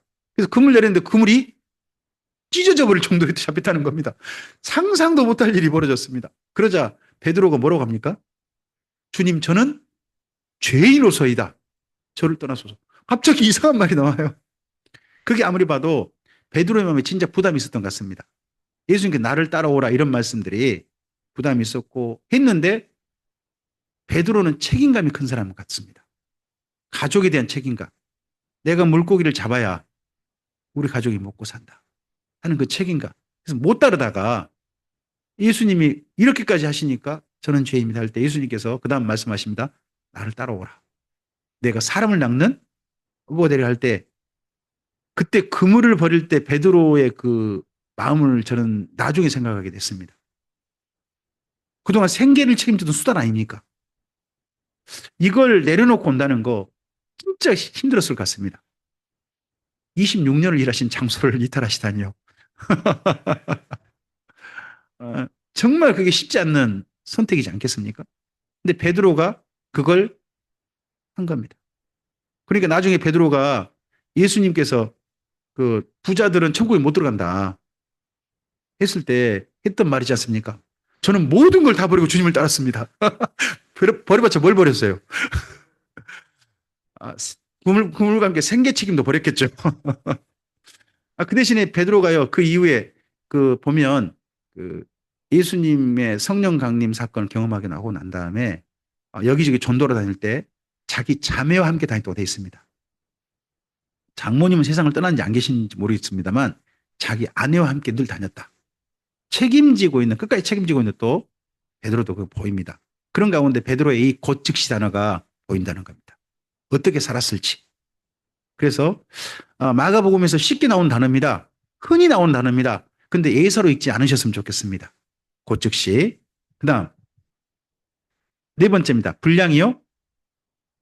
가르침이 좋고 이적은 많습니다. 자, 이렇게 열심히 일하는 베드로가 앉으면 뭐 해야 될까요? 쉬어야 됩니다. 체력 보충해야 되죠. 제일 좋은 체력 보충 방법이 뭡니까? 자는 겁니다. 그러니까 베드로는 앉으면 뭐 할까요? 우리 권사님 가만히 있으면 잠오시죠. 왜요? 그때 그 전에 너무 피곤하고 몸이 이제 쉬어야 되니까요. 몸이 쉬는 제일 좋은 방법이 자는 겁니다. 자는 겁니다. 그래서 베드로가요. 여기 마가복음 있다 보면 이런 말이 나와요. 예수님께서 여러 가지로 가르치셨더라 끝. 그럼 여러 가지 가르치셨더라면 뒤에 뭐를 붙여야 돼요? 이런 가르쳤다는 말이 있어야 되잖아요. 근데 그게 없어요. 그럼 어떻게 생각해서 그렇게 썼을까요? 저는 이렇게 생각해요. 조는 시간이 오래됐다 그러면 뭐 어떻게 할까요? 여러 가지를 가르치셨더라. 그 말로 끝나요, 그냥. 그 말로 끝나요. 대신에 예수님이 어디 이적 베푸시는 거 있잖아요. 그때는요, 자세히 봐요. 그러니까 움직일 땐 이분이 좋은 적이 없는 거죠. 움직일 때는 졸지 않고 열심히 보는 거죠. 그러니까 자세히 봐. 다른 데보다 더 자세히 해요.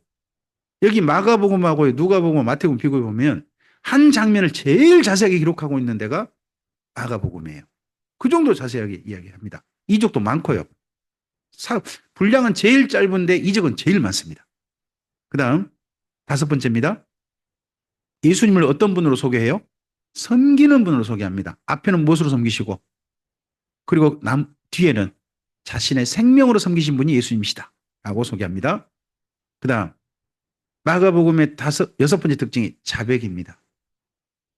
베드로가 예수님을 저주하면서 부인했다는 이야기가요. 두 권에 있습니다.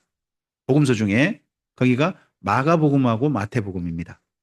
근데 누가복음하고요. 요한복음은 세 번 부인했다고만 하지 저주했단 말 안 씁니다. 이걸로 봐서는 여기 마가복음은 베드로의 증언 그대로니까 있는 그대로 써준 것 같고 그리고 유대인들한테는 이미 너무 알려져 버렸어요. 베드로가 간 데마다 자신을 자백했겠죠. 그러다 보니까 유대인들을 향한 마태복음에는 베드로가 조지하면서 부인했다는 말이 써 있습니다. 이 자백, 더더구나 저는 마가의 자백도 들어있지 않냐라고 생각을 합니다. 이게 아니라고 보는 분도 있어요. 거기 마가복음 뒤에 예수님께서 붙잡히실 때 한 청년이 이불을 덮고 있다가 잡으니까는 그걸 벗고 도망쳤다 합니다. 그 벗고 도망쳤단 말이 완전히 벌거벗고 도망쳤단 말은 아닙니다. 속옷 차림으로 도망쳤다. 거기 이불이 뭐냐 그러면 겉옷입니다. 겉옷. 겉옷이 이불이어서 그걸 벗고 도망쳤다. 그런 말이 마가일 것이다 저는 생각을 하는데 아니라는 분도 있다는 겁니다. 그다음에 일곱 번째 뭐가 있다고요? 뭐에 대한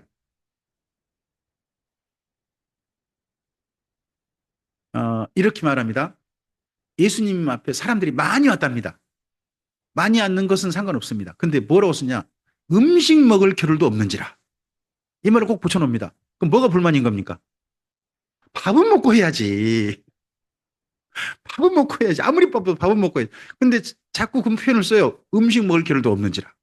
그리고 그 베스다 광야에서 예수님께서 오병이어 사건 일으키시죠.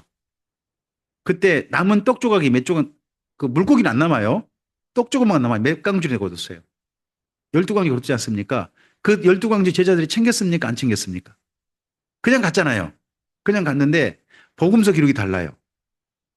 누가복음하고 마태복음은요. 하나도 안 가졌다고 이야기하고요. 여기 마가복음은요. 한 개 있더라라고 이야기해요. 그럼 한 개가 뭐예요? 개인적으로 아무래도 챙긴 것 같아. 지금은 그런 젊은이들 없는데요. 우리 나이 좀 드신 분들은 꼭 습관적으로요. 핸드백에다가 비닐봉지 싸셔가지고 맛있는 거 챙기신 습관이 가지신 분들 있죠. 베드로 닮은 거예요. 남자분이 있는데 남자분이 뭘 챙겨요. 그러니까 이분이 뭐에 대한 집착이 있어요? 그럼 그 전에 삶이 보여요. 참 그런데 그런 책임을 끝까지 하려고 했던 사람이 누구? 베드로.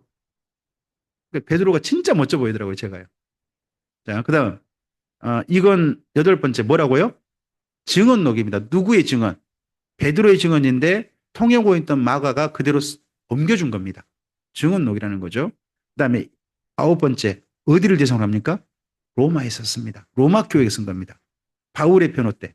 그러다 보니까 로마 교회 쓰다 보니까요. 한 군데가 다른 마태복음하고 확연하게 비교됩니다. 그게 뭐냐 그러면 가이사라 빌립보에서 예수님께서 질문하시죠. 너희는 나를 누구라 하느냐 하는 질문이 있습니다. 그 질문에 대해서 여기 마가복음의 답변은 좀 독특합니다. 7장인가요? 7장, 8장인가요? 네, 8장. 8장에 거기 한번 질문을 좀 보시죠. 거기 27절. 먼저 예수님께서 사람들이 나를 누구라 하느냐 하죠. 그리고 29절 함께 읽겠습니다. 또 물으십니다. 너희는 나를 누구라 하느냐? 베드로가 대답하여 이르되 주는 그리스도시니이다. 이렇게 돼 있습니다. 번역을 이렇게 했어요. 근데 여기 주는이라는 말이 원래 원문에는 당신은 이렇게 돼 있습니다. 주라는 말도 없어요. 그냥 당신은 그리스도십니다라고만 쓰고 있어요. 여기 마가복음 왜요? 로마라는 도시에서 주가 누구예요? 주님. 황제예요. 황제. 로마에서 신의 아들이 누구예요? 황제예요. 그러면 예수님에 대해서 주는 그리스도시요 살아계신 하나님의 아들이다 합니다. 그렇게 고백하면 로마에서 어떻게 될 수 있어요? 맞아요. 반역죄로. 그러니까 로마 교회 성도들을 향한 편지지만 이게 누군가에게 발각될 수도 있잖아요. 그러니까 어떻게 써주는 거예요? 주란 말도 없다니까요. 당신은 그리스도십니다. 이렇게 표현을 한 겁니다. 표현을 로마 교회에 대한 배려가 있다는 겁니다. 로마 교회. 그리고 열 번째, 지금 8장 29절 방금 여기 말씀드렸죠? 29절, 그리고 번역에 또 하나 특징이 있습니다. 여기가 읽다 보면 그쪽 히브리 말을 먼저 아람어라는 이런 걸 써줍니다. 그러고 난 다음에 번역을 꼭 해줍니다. 이건 무슨 뜻이다. 지명 같은 거 있지 않습니까? 번역을 꼭 해줍니다. 우리도 그럴 수 있죠. 그 골고다. 굉장히 좋은 말. 갈보리 그러면 좋은 말인 줄 알았습니다. 저는. 갈보리 교회가 있어서. 근데 이름이 해골교회잖아요. 그 뜻이. 그거 제가 번역 안 해줬으면 여전히 저는 갈보리 교회, 오, 사랑의 갈보리 하고 즐겁게 불렀을 것 같습니다. 근데 어쨌든 해골이라는 그곳 이름도 예수님 덕분에 우리가 아름다워졌습니다만은 본래 이름의 뜻이 있는 거잖아요. 뜻을 좀 알게 되는데 여기도 번역을 자꾸 해줍니다. 거기다가 마가복음 전체 글 쓰는 스타일이 로마 사람들이 위인전, 영웅전 읽을 때 아주 익숙한 스토리처럼 써줍니다. 자, 여기 마가복음하고 누가복음의 특징인데요. 먼저 그리스 로마의 영웅전은요. 첫 번째, 영웅이 일반 사람과 다르게 특별하게 태어난답니다. 특별한 방법으로. 그 다음에 그 영웅은 하는 일이 어떤 일일까요? 영웅의 일을 하는 거예요. 일이 아주 영웅의 일을 하는 거예요. 그리고 그리스 로마 신화에서 영웅들의 죽음은요. 대부분 다 비극이에요. 헤라클레스도 비극적으로 죽었고 수많은 사람들이 영웅들이 비극으로 죽어요. 영웅은 비극으로 죽는 이유가 곳곳에 있습니다. 그러고 난 다음에 근데 그런 사람인데 영웅인 마지막 증거가 뭐냐? 신이 그를 데려다 하늘에 별이 되게 합니다. 그게 영웅전 스타일이에요. 자, 여기 마가복음에서 예수님 탄생 이야기는 없죠. 근데 예수님이 지난 행적을 이야기합니다. 어떤 행적입니까? 영웅의 행적인 겁니다. 죽음이 어떤 죽음입니까? 비극입니다. 비극입니다. 근데 이분이 하나님께로 사르셔서 별자리 된 것도 아니고 그대로 승천하십니다. 이런 스타일로 글을 여기 마가복음이라든지 누가복음 이런 스타일로 글을 쓰고 있습니다. 어디 사람들이 읽기 아주 익숙하게 로마 사람들이 읽기에 듣기 아주 익숙하게 썼다는 겁니다. 배려가 있다는 겁니다. 앞서서 마태복음은 누가 듣기에 익숙하도록 글을 썼다고 말씀드렸습니까? 유대인들이 각각 이런 것들이 있는 게 보입니다. 마가복음을 어떻게 읽을 것인가 할 때 아까 말씀드렸죠. 마가복음에 가르침이 적다고. 제가 다 찾아봤어요. 찾아봤더니 이 정도 나와요. 4장에서 천국 비유 있습니다. 7장에서 바리새인과 제자들에게 정결 논쟁. 이게 굉장히 길어요. 다른 복음서보다 훨씬 길어요. 이게 뭐 때문에 일어났죠? 입에서 들어가는 게 더러운 게 아니라 입에서 나오는 게 더러운 것이다. 뭐 때문에 나온 거예요, 이게? 누군가가 밀리삭을 그래서 먹어버렸다는 거예요. 안식일에. 그 사람이 누구였을까요? 아무리 봐도 여기 지금 7장 이렇게 자세히 긴 걸로 봐서는 한 분이 되게 찔렸던 것 같아요. 그러다 보니까 예수님의 평소 말씀 들을 때는 이분이 많이 조는데 그때는 졸지 않고 다 들으셨던 것 같아요. 그러는지 다른 복음서보다 여기 마가복음이 훨씬 길어요.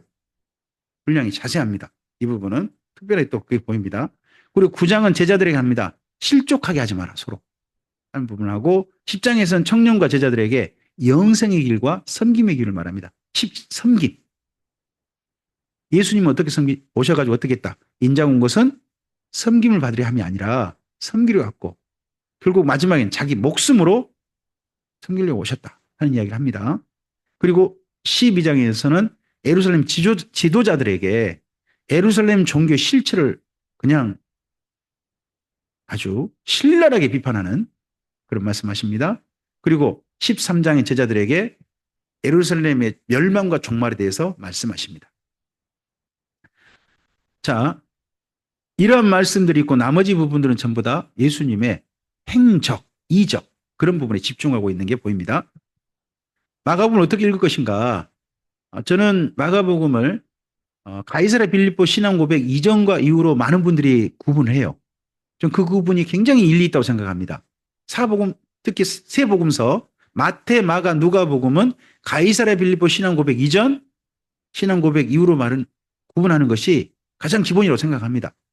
근데 마가복음에서는 예수님은 섬기시는 예수님이다 보니까 저는 여기 10장 45절을 기준으로 이전과 이후로 구분하는 것도 한번 제안해 봅니다. 1장 10장까지는 옆에 읽어줘 보세요. 무엇을 섬기셨다고요? 성령으로 섬기셨고요. 11장부터 16장은요. 밑에 말씀 읽어볼까요?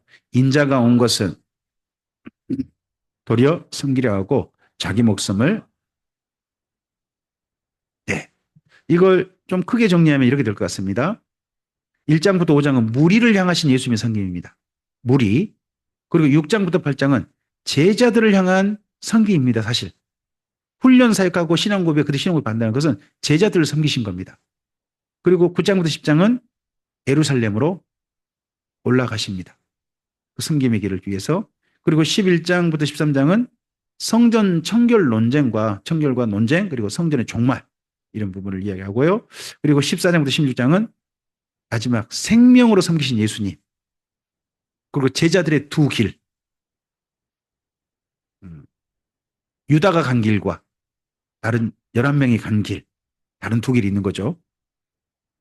그러면서 이제 우리는 누구를 향해 갈 거냐 하고 마지막 이야기합니다. 그리고 마가복음은 이렇게 말하고 있는 것 같습니다. 예수님도 이렇게 섬기셨다. 우리 예수님을 따라간 자다. 그럼 우리 인생을 어떻게 살아야 된다? 섬김으로 살아야 된다. 우리도 살았을 때는 무엇으로 섬기고 성령님을 따라 섬기고 마지막 우리가 죽을 때도 죽음마저도 섬김이 되게 하자 하는 것이 여기 마가복음에 글을 읽는 분들에게 예수님 오범을 통해서 하신 이야기라고 저는 읽습니다. 이 마가복음 같은 성경을 읽고 난 다음에 썼을 성경이 누가복음으로 보입니다. 누가복음 1장을 좀 가볼까요?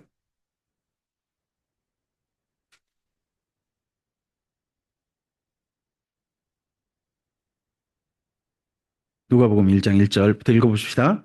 우리 중에 이루어진 사실에 대하여 처음부터 목격자와 말씀에 일꾼된 자들이 전하여 준 그대로 내력을 조술하고 붓을 둔 사람이 많은지라. 그 모든 일을 근원부터 자세히 미루어 살핀 나도 데오빌로 각하에게 차례대로 써보내는 것이 좋은 줄 알았노니 이는 각하가 알고 있는 바를 더 확실하게 하려 함이로다. 여기까지가 권두원 프롤로그에 해당됩니다. 여기 1절부터 4절까지가 누가복음을 어떻게 읽을 것이냐, 누가복음의 전체 주제가 어떻게 되느냐, 누가복음을 또 어떻게 썼느냐, 왜 썼느냐가 다 나와 있습니다. 그러니까 이 짧은 말 속에 저자가 이렇게 글을 읽으세요, 이렇게 썼어요 하는 내용을 쓰고 있습니다. 첫 번째 1절이 중요합니다. 누가복음 전체를 뭐라고 이야기한 겁니까? 정의한 겁니까? 우리 중에 이루어진 사실이다. 예수 사건은 사람들 꾸며낸 얘기가 아니다. 사실이다라는 겁니다. 근데 이 말을 누가가 했다는 것이 조금 좀 황당할 수 있습니다. 누가는요, 한 번도 예수님을 본 적이 없습니다. 만난 적이 없어요. 누가가 가장 먼저 예수님 소식을 들었을 게 아마도 두로아에 바울이 찾아왔을 겁니다. 자기 병원에 바울이 찾아서 처음 이야기를 들었을 거예요. 그리고 바울과 함께 사역하다가 그 이후에 바울이 가이사랴 로마 예루살렘에 잡혀가지고 가이사랴 2년간 재판받지 않습니까? 그때 바울 곁에 여기 누가가 머물러 있는 게 보입니다. 2년 동안. 그 2년 동안 바울 곁에 있을 필요가 없었습니다. 왜냐 그럼 바울은 거기 총독 관저에 갇혀 있으니까 좀 자유로웠던 것 같습니다. 거기 가이사랴 바로 옆이 어디입니까? 갈릴리. 그럼 그쪽에 가면 누가 많이 있어요? 증인들. 자기는 예수님 직접 보지는 못했지만 증인들이 많이 있는 겁니다. 그다음에 예수님께서 말씀 전했던 장소 있지 않습니까? 그런 데를 다 찾아봤을 겁니다. 특별히 누가가 만나보고서 가장 큰 만남으로 생각해 볼 게 예수님의 어머니 마리아입니다. 예수님의 어머니 마리아를 만나보고 이런 여사 만나본 겁니다. 만나보고 난 다음에 이분은 한 번도 예수님 본 적 없습니다. 근데 모든 현장 답사하고 만나보고 난 다음에 이분이 내린 결론이 뭡니까? 1절. 우리 중에 이루어진 사실이다. 예수 사건은 사실이다. 하고 이분이 증언하고 있는 겁니다. 증언. 2절. 처음부터 목격자와 말씀에 일꾼된 자들이 전하여 준 그대로. 이들 처음부터 목격자와 말씀에 일꾼된 자들이란 사도들을 말합니다. 사도들이 전해줬다는 겁니다. 전해준 그대로 예수 사건을 내력을 조술하려고 붓을 든 사람이 많았다. 그러면 적어도 2권 이상이었다는 거죠. 그러면 우리가 기본적으로 생각할 때 여기 누가복음 이전에 우리 복음서에 있는 마태복음과 마가복음 이미 쓰였다. 그리고 또 누가는 그 책을 읽어봤다 안 읽어봤다. 읽어봤을 것이다. 또 그 외의 책도 읽어봤을 것이다 하는 걸 우리가 생각해야 됩니다. 우리 성경에는 마태, 마가만 있습니다만 성경으로 들어오지 못한 예수 사건의 기록들이 있었을 것이다 하는 것은 우리가 나름 여지를 둬야 됩니다. 그런 걸 읽어보고 난 다음에 근데 이분이 글을 써요. 왜 써요? 자, 누가복음하고요 사도행전의 특징이 있습니다. 바울이 로마에 재판받을 때 제목이 두 가지로 말씀드렸습니다. 첫 번째가 뭐라고요? 나사렛 이단의 괴수다. 두 번째가요, 천하의 연병이다. 이거란 말입니다. 그러면 바울이 믿은 예수님이 어떤 분인지 소개하는 누가의 글이 뭐예요? 그게 누가복음이에요. 그리고 누가가 소개하는 바울의 지난 행적에 대한 이야기가 뭐예요? 사도행전이지만 사실은 11장 이후, 13장 이후 모든 행적이 누구 행적이에요? 바울 행적이잖아요. 예수 믿고 나면 바울의 행적인 거잖아요. 28장까지 바울이 로마에 오기까지 행적이잖아요. 그러니까 누가복음은 나사렛 이단의 개수라고 예수님이 이런 분인데 어떻게 로마에서 이분을 이단이라고 말할 수 있어? 하는 걸로 증거로 내세우는 게 누가복음일 거고 바울의 지난 행적을 재판 관련해서 제시해가지고 이렇게 바울이 여기까지 왔습니다. 근데 바울이 천하연병이란 말입니까? 바울이 천하연병이 아니라 고소한 저들이 천하연병 아닙니까? 하고 쓰고 있는 게 사도행전으로 보이거든요. 그러니까 재판과 관련해서 만약에요 예수님에 대한 이야기를 마태복음으로 제시하면 어떻게 될까요? 문제가 커져요. 너희는 나를 누구라 하느냐? 주는 그리스도시요? 살아계신 하나님의 그 표현만 딱 묶고 잡아내가지고 뭐라고 할까요? 이것도 가만둬서는 안 되겠구만. 황제를 두고 뭐라고? 이런 말이 나올 수 있어요. 그래서 여기 누가복음도요. 거기 신앙 고백 부분 있지 않습니까? 마가복음과 닮아 있어요. 마태복음과 닮아 있지 않습니다. 다른 단어로 대체하고 그런 것이 있습니다. 이렇게 해서 누가복음은 누가가 써서 특별히 하지만 바울의 재판 관련해 썼을 걸로 봅니다. 그러다 보니까 여기 3절에 이분도 글을 쓰고 있는 겁니다. 앞에 다른 글과 달리 지금 재판과도 상관이 있게 그런 것도 고려해 쓰고 있다고 봅니다. 근데 글을 쓰는 방식을 말합니다. 이분은 먼저 글 쓰기 전에 자료를 어떻게 모았습니까? 모든 일을 근원부터 자세히 어떤 부분은 별 수 없이 짐작해서 그래서 뭐 했다고요? 살폈다는 겁니다. 여기까지 자료 수집이죠. 글 자료 수집입니다. 그래가지고 누구한테 씁니까? 데오빌로 각하입니다. 그러면 데오빌로가 실존 인물일 수 있겠죠. 그 로마에. 그럼 데오빌로가 이미 거기 사절 보면 각하가 알고 있는 바를 더 확실하게 하려고 한다라고 돼 있지 않습니까?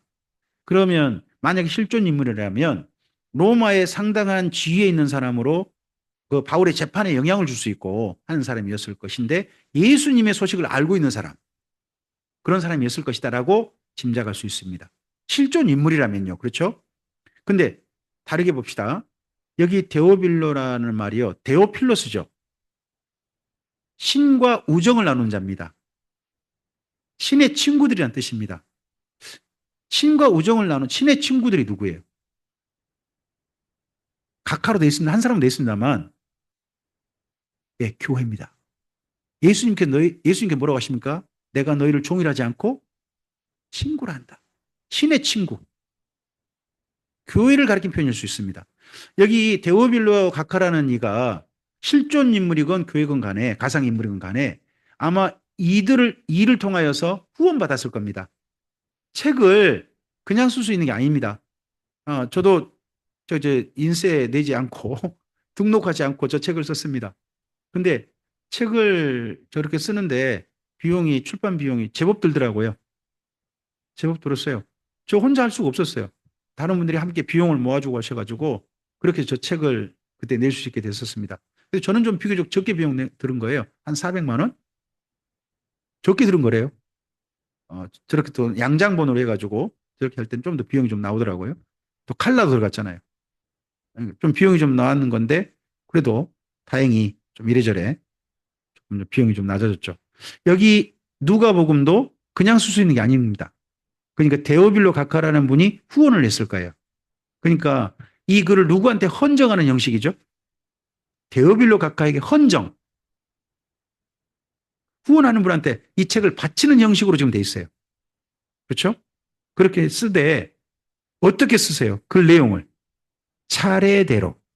그러면 앞에 다른 분의 글은 차례대로가 아닐 수 있다는 거죠.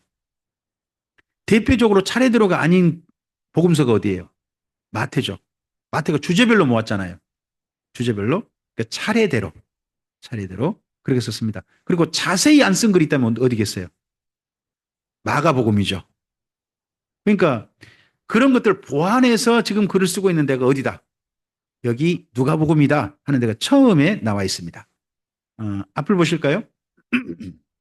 밑에 읽으시겠습니다. 예수님은 누가처럼 보지 않고도 복음의 사실을 믿을 우리에게 사랑 고백하십니다. 하나 더요. 바울의 동역자 의사 누가가 예수 사건을 현장 검증, 사실 확인 후 바울 로마 연금 당시 사도행전과 연작으로 기록한 복음서라는 겁니다. 연작입니다. 자, 이 부분 저와 함께 이미 살피셨습니다. 글 이미 읽어보셨습니다. 누가는 어떤 분일까요? 이분이 이 글을 보면 글을 쓰는 방식을 압니다. 첫머리 권두원부터 보면 이분은 글을 정말 잘 쓰는 분이다 하는 게 보입니다. 그리고 이분은 저 앞서 골로새서 보였죠. 의사입니다. 그리고 여기 누가복음을 읽다 보면요. 사도행전 읽다 보면 역사가의 관점으로 글을 쓰고 있는 게 보입니다. 역사가의 관점으로 그런 것도 보이고요. 그래서 이분이 참고했을 성경 한 권 있을 거라고 봅니다. 많은 분들이 그게 역대상하서입니다. 역대상하서를 이분이 참고했을 것이다 하고 그렇게 이해를 해요. 그다음에 두 번째입니다.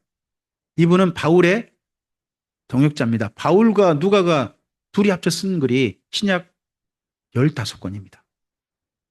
이 두 분이 만나면 정말 신앙 세계에서 어마어마한 만남입니다. 두 분은. 그리고 이분은 헬라어를 쓰는데 헬라어가 두 가지 언어가 있다고 해요. 일반 민중이 사용하는 일반 헬라어가 있고요. 저기에 고급 귀족층에서는 고급 헬라어가 있대요. 좀 글 좀 안다는 사람들이 쓰는 언어가 있다는 거죠. 제 말이 어떠세요? 쉽죠? 그 말은 뭔 말이에요? 일반적으로 쓰는 언어라는 거죠. 어떠세요? 우리 조홍현 집사님 강의 들어보셨잖아요. 강의 들어보셨잖아요. 고급지죠? 고급지잖아요. 저기 고급 한글, 저는 일반 한글. 글잖아요. 갑자기 웬 영어도 그냥 자연스럽게 나와버리고 그러잖아요. 그러니까 여기 여러분 신약 성경도 보면요. 고급 헬라어로 쓴 분이 두 분밖에 없어요. 한 분은 누가, 또 한 분은 바울입니다. 다른 분들은 다 일반 헬라어로 썼어요. 일반 헬라어로. 그러면 바울도 어떤 언어를 배운 사람이라는 거예요? 고위층이 쓰는 언어, 소위 배운 언어. 배운 사람의 언어가 몸에 배인 사람이 누구? 바울이다, 누가다 하는 게 보여요. 그러니까 두 분은 공부를 많이 한 분이에요. 많이 한 분다운 글이 나오는 거죠. 두 분은. 저는 근데 모르겠어요. 똑같은데. 근데 이걸 본문을 실제 찾아보는 분들, 글을 제대로 연구하는 분들은 확실히 보인대요. 그 정도 실력이 있어야 된단 말이죠. 그 다음에 네 번째입니다. 디도를 안 써요. 사도행전에 디도가 한 번도 이름이 안 나와요. 디도한테 억하심정이 있든지 뭔가 분명히 관계가 있어요. 관계가 있어요. 또 하나가 있는데 사도행전에요. 누가의 이름이 한 번도 안 나와요.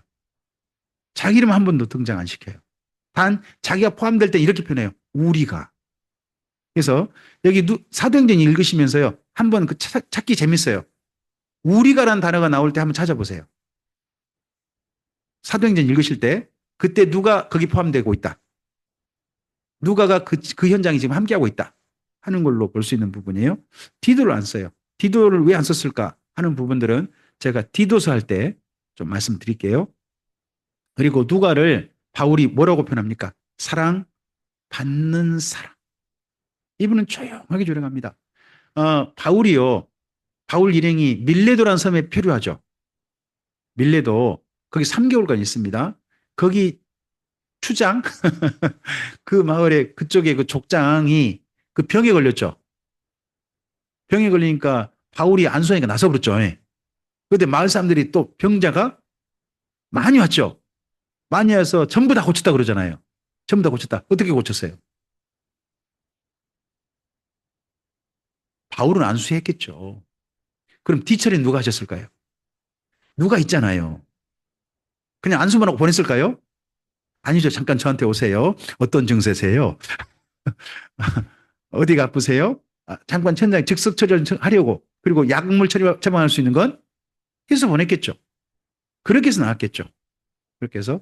근데 누가가 자기가 했단 말 하나도 안 써요. 전부 다 누가 한 것처럼 바울이 한 것처럼 쓰고 있어요. 그래서 조용하게 조력해요. 그러다 보니까 바울이 이분을 정말 좋아해요. 또 바울이 이런 말 혹시 아세요? 바울이요 자기 몸에 있는 사탄의 가시 그것 때문에 성도들도 뭐라 그러고 특히 고린도 교회가 뭐라 그러고 하니까 하나님께 기도했대요. 기도했는데 하나님 뭐라고 하셨어요? 내 은혜가 내게 족하다 하지 않습니까? 바울이 받은 은혜가 뭔데요? 몸에 그 질병을 가지고 있는 게 은혜인 거예요? 저는 그게 은혜로 생각하는 게 아니라 그건 사탄의 가시로 했잖아요. 근데 바울이 그런 질병을 가지고 있음에도 불구하고 사역할 수 있도록 바울 곁에서 몸을 돌보고 있는 분이 한 분이 있잖아요. 누가가 있잖아요. 내 은혜가? 저는 이가 정상적이지 못해요. 저 인조인간이에요. 이는 벌써 5개가 제 이가 아니에요. 소위 임플란트라고 하는 그런 이로 들어가 있어요. 이게 일반 비용을 하면 어마어마하대요. 근데 에스라 성경 강좌를 다녀오신 즐거운 치과는 치과의 김용서 집사님이 바로 옆에 계셨어요. 지금은 아프리카 쪽에 선교사로 가셨거든요. 근데 그분이 여기 계시면서 저한테 연락해 오시고 하셔서 만났어요. 만나시고 난 다음에 저의 여기 그리고 저희 집에 가족의 일을 전부 다 돌봐주셨어요. 계시는 동안 한 해에 한 여러 번 하지 않고 딱 한 번, 2년인가 3년인가 짜리를 기부금 납부 확인 증명서를 요청하셨어요. 취업을 안 받으셨어요. 근데 2년, 3년인가 하는 그 비용이 얼마였냐 그러면 1,400만 원이었어요. 근데 그 이해 시간도 굉장히 길어요. 많아요. 근데 그 비용을 한 번도 안 받으신 거예요. 저는 여기 바울이 말했던 내 은혜가 족하다 하는 게 누가다라는 생각을 제가 곁에서 배웠던 김용수 집사님 때문에 저는 더더욱 그쪽일 거라고 저는 생각을 가지고 있어요. 내 은혜가 내게 족하다. 우리 주변에 우리의 건강을 돌볼 수 있는 분이 있잖아요. 정말 하나님께 그렇게 말씀드려야 돼요. 내 은혜가 내게, 제 은혜가 하나님께 정말 족합니다. 그분 때문에 건강을 조금 돌볼 수 있다면 얼마나 감사한 겁니까? 누가복음의 특징이 있습니다. 저자가 이방인이라는 겁니다. 이방인을 주인공으로 한 성경은 있죠. 룻기와 욥기가 있지 않습니까? 근데 이방인이 저자인 구약 성경이 있습니까? 없습니다. 신약에 오면 유일하게 누가만이 이방인인 겁니다. 이방인인데 성경을 쓴 겁니다. 새로운 또 역할을 하신 거죠. 그리고 누가복음이 뭐라고요? 사실의 기록이라는 겁니다. 그리고요 추가했습니다. 몇 가지 사건 정도를 30가지 정도를. 근데 분량이요 마태복음하고 누가복음을 비교해 보면 누가복음이 조금 더 길어요. 조금 더 길어요. 근데 30가지를 더 넣었는데 조금 더 길어요. 그럼 글을 어떻게 쓴 거예요? 아주 압축해 가지고 그렇게 해서 글을 쓴 거죠. 글을 제대로 쓰다 보니까 30가지를 추가했으면서도 분량이 이렇게 많이 늘어나지 않는 대단한 분이죠. 그리고 역사를 말하는 시대적 배경을 자세히 말하고요. 표현이 이분의 표현이 정말 너무 아름답습니다. 혹시 예수님께서 마르다 마리아지 그 방문한 거 여러분 장면 아시죠? 방 안에 예수님께서 앉아 계시고 그 앞에 무릎 꿇고 초롱초롱 눈 뜨고 예수님 쳐다보고 있는 아가씨가 보이시죠? 누구? 그리고 문 밖에서 발 동동 구르고 저 가시네 왜 안 나오나 하고 쳐다보고 있는 그 언니 보이시죠? 장면이 보이게 써놨어요. 글을. 이런 장면을 보고 이렇게 글 쓰는 걸 보고 회화적 표현이라고 그러더라고요. 장면이 선명하게 보이도록 그렇게 하는 거. 이런 표현이 이분의 특징이라는 거죠. 그 다음에 저는 6번째 바울의 재판과 관련해서 이렇게 글을 썼을 것이다 하고 그렇게 보고 있다는 겁니다. 누가복음은 어떤 글일까요? 공생의 이전에 예수님 이야기를 1장부터 3장까지 씁니다. 탄생, 특별한 이야기를 쓰죠. 이 1장부터 3장에 누구의 증언이 굉장히 중요한 역할을 했을까요? 마리아. 마리아의 증언이 1장부터 3장 내용을 주를 이룰 겁니다. 그 다음에 4장부터 18장이 공생의 사역입니다. 그리고 19장에서 24장이 죽으심과 부활 승천의 이야기입니다. 성경을 구분할 때 있지 않습니까? 좀 더 자세히 구분하는 방법도 좋습니다만은 제가 좀 제안하고 싶은 방법은 그냥 큰 덩어리를 좀 읽어보라는 겁니다.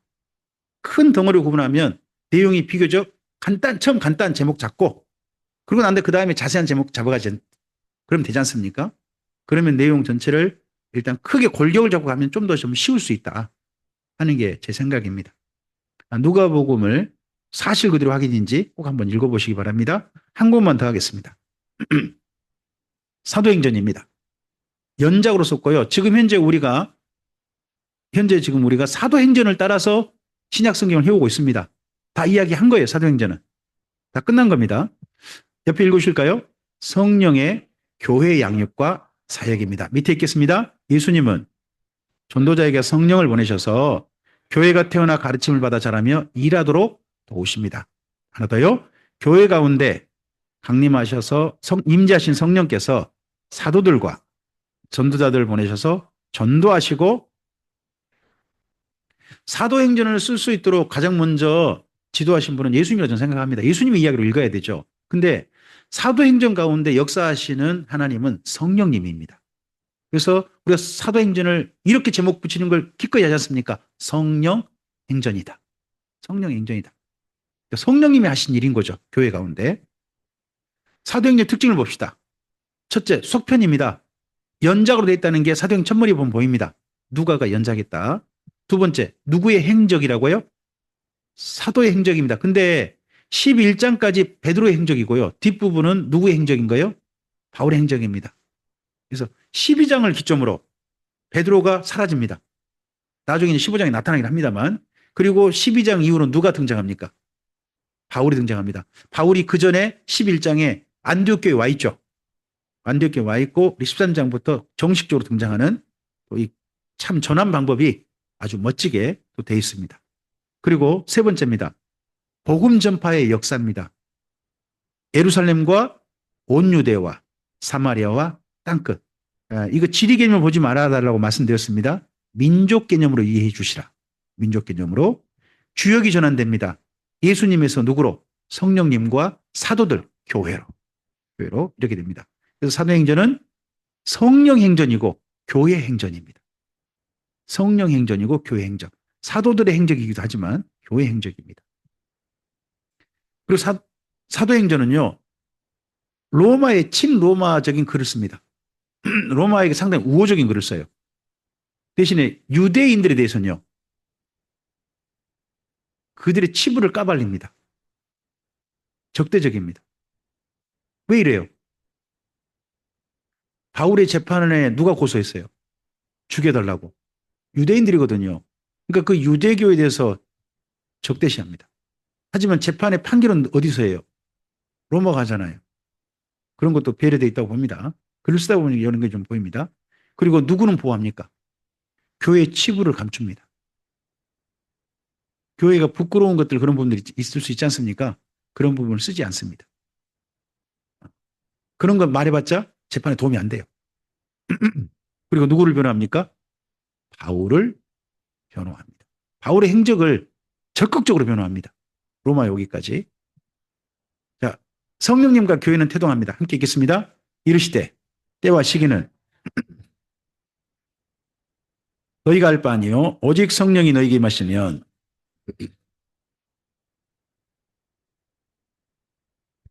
내 증인이 되리라 하시니라. 이 말씀을 마치시고 그들이 보는 데서 올려가시니 구름이 그를 가리어 보이지 않게 하시더라. 성령님이 오셔서요. 성령님 오신 것은 우리가 표현을 좀 이해를 하셔야 되겠습니다. 성령 강림과 성령 임재가 약간 다릅니다. 성령 강림은 일회입니다. 성령 임재는 지속적이십니다. 이미 성령님이 강림을 경험한 사람에게는 그 다음에는 무엇이 경험돼야 됩니까? 임재입니다. 근데요, 제가 예전 부흥회 때마다 성령님 오시라고 기도했던 기억이 납니다. 이전에 성령 받았건 말건 간에 무조건 강사님은 이번에 성령 받아야 된다고. 성령님 오시옵소서 계속 하시는 겁니다. 저는 성령님을 계속 받아야 되는 줄 알았습니다. 계속 받아야 되는 줄로. 근데 성경 읽어보니까요, 성령님은 한 번 오십니다. 한 번. 그러니까 이미 오신 성령님께 성령님 오십시오 하면 이상한 겁니다. 근데 지금 우리 복음성가에요, 성령님 보러 오시라고 하는 노래가 많습니다. 그리고 찬송가에도요, 우리 잘하는 노래는 성령이여 강림하사 이런 노래는요, 교회가 부르면 안 됩니다. 이건 저기 전도 집회. 이럴 때 부를 노래지. 이미 성령님께서 임재에 있는 성도님들이 성령님 보고 강림하라 그러면 좀 이상한 말이 돼버립니다. 그래서 성령님은 우리 가운데 이미 임재해 계신다 하는 것을 이해하시고 오시라는 겁니다. 그 성령님에 대한 생각을 표현도예요, 표현. 그리고 사도행전은 성령행전이 있지 않습니까? 한번 성령께서 사도행전상에서 하신 일들만 좀 모아봤습니다. 제가 뒤에 읽겠습니다. 1장 5절입니다. 1장 8절입니다. 2장 4절입니다. 베드로, 스데반, 바울을 통해서요. 네, 설교하게 하신다. 그 다음입니다. 베드로, 스데반, 바울이요. 법정 4장 3절입니다. 6장입니다. 7장 55절입니다.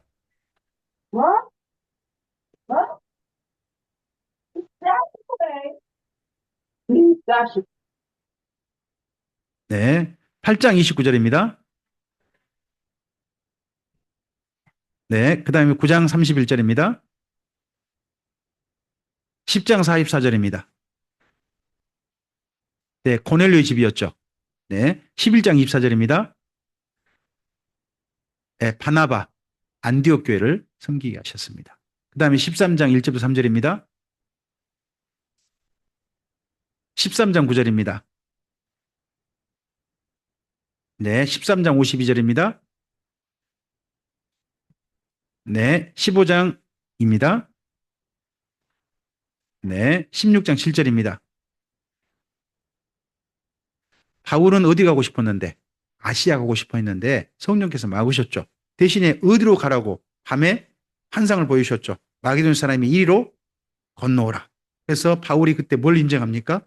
아시아가 아니라 헬라로 가라고 하시는구나 하고 인정하지 않습니까? 그래서 이 일을 허락 혹은 불허하신다.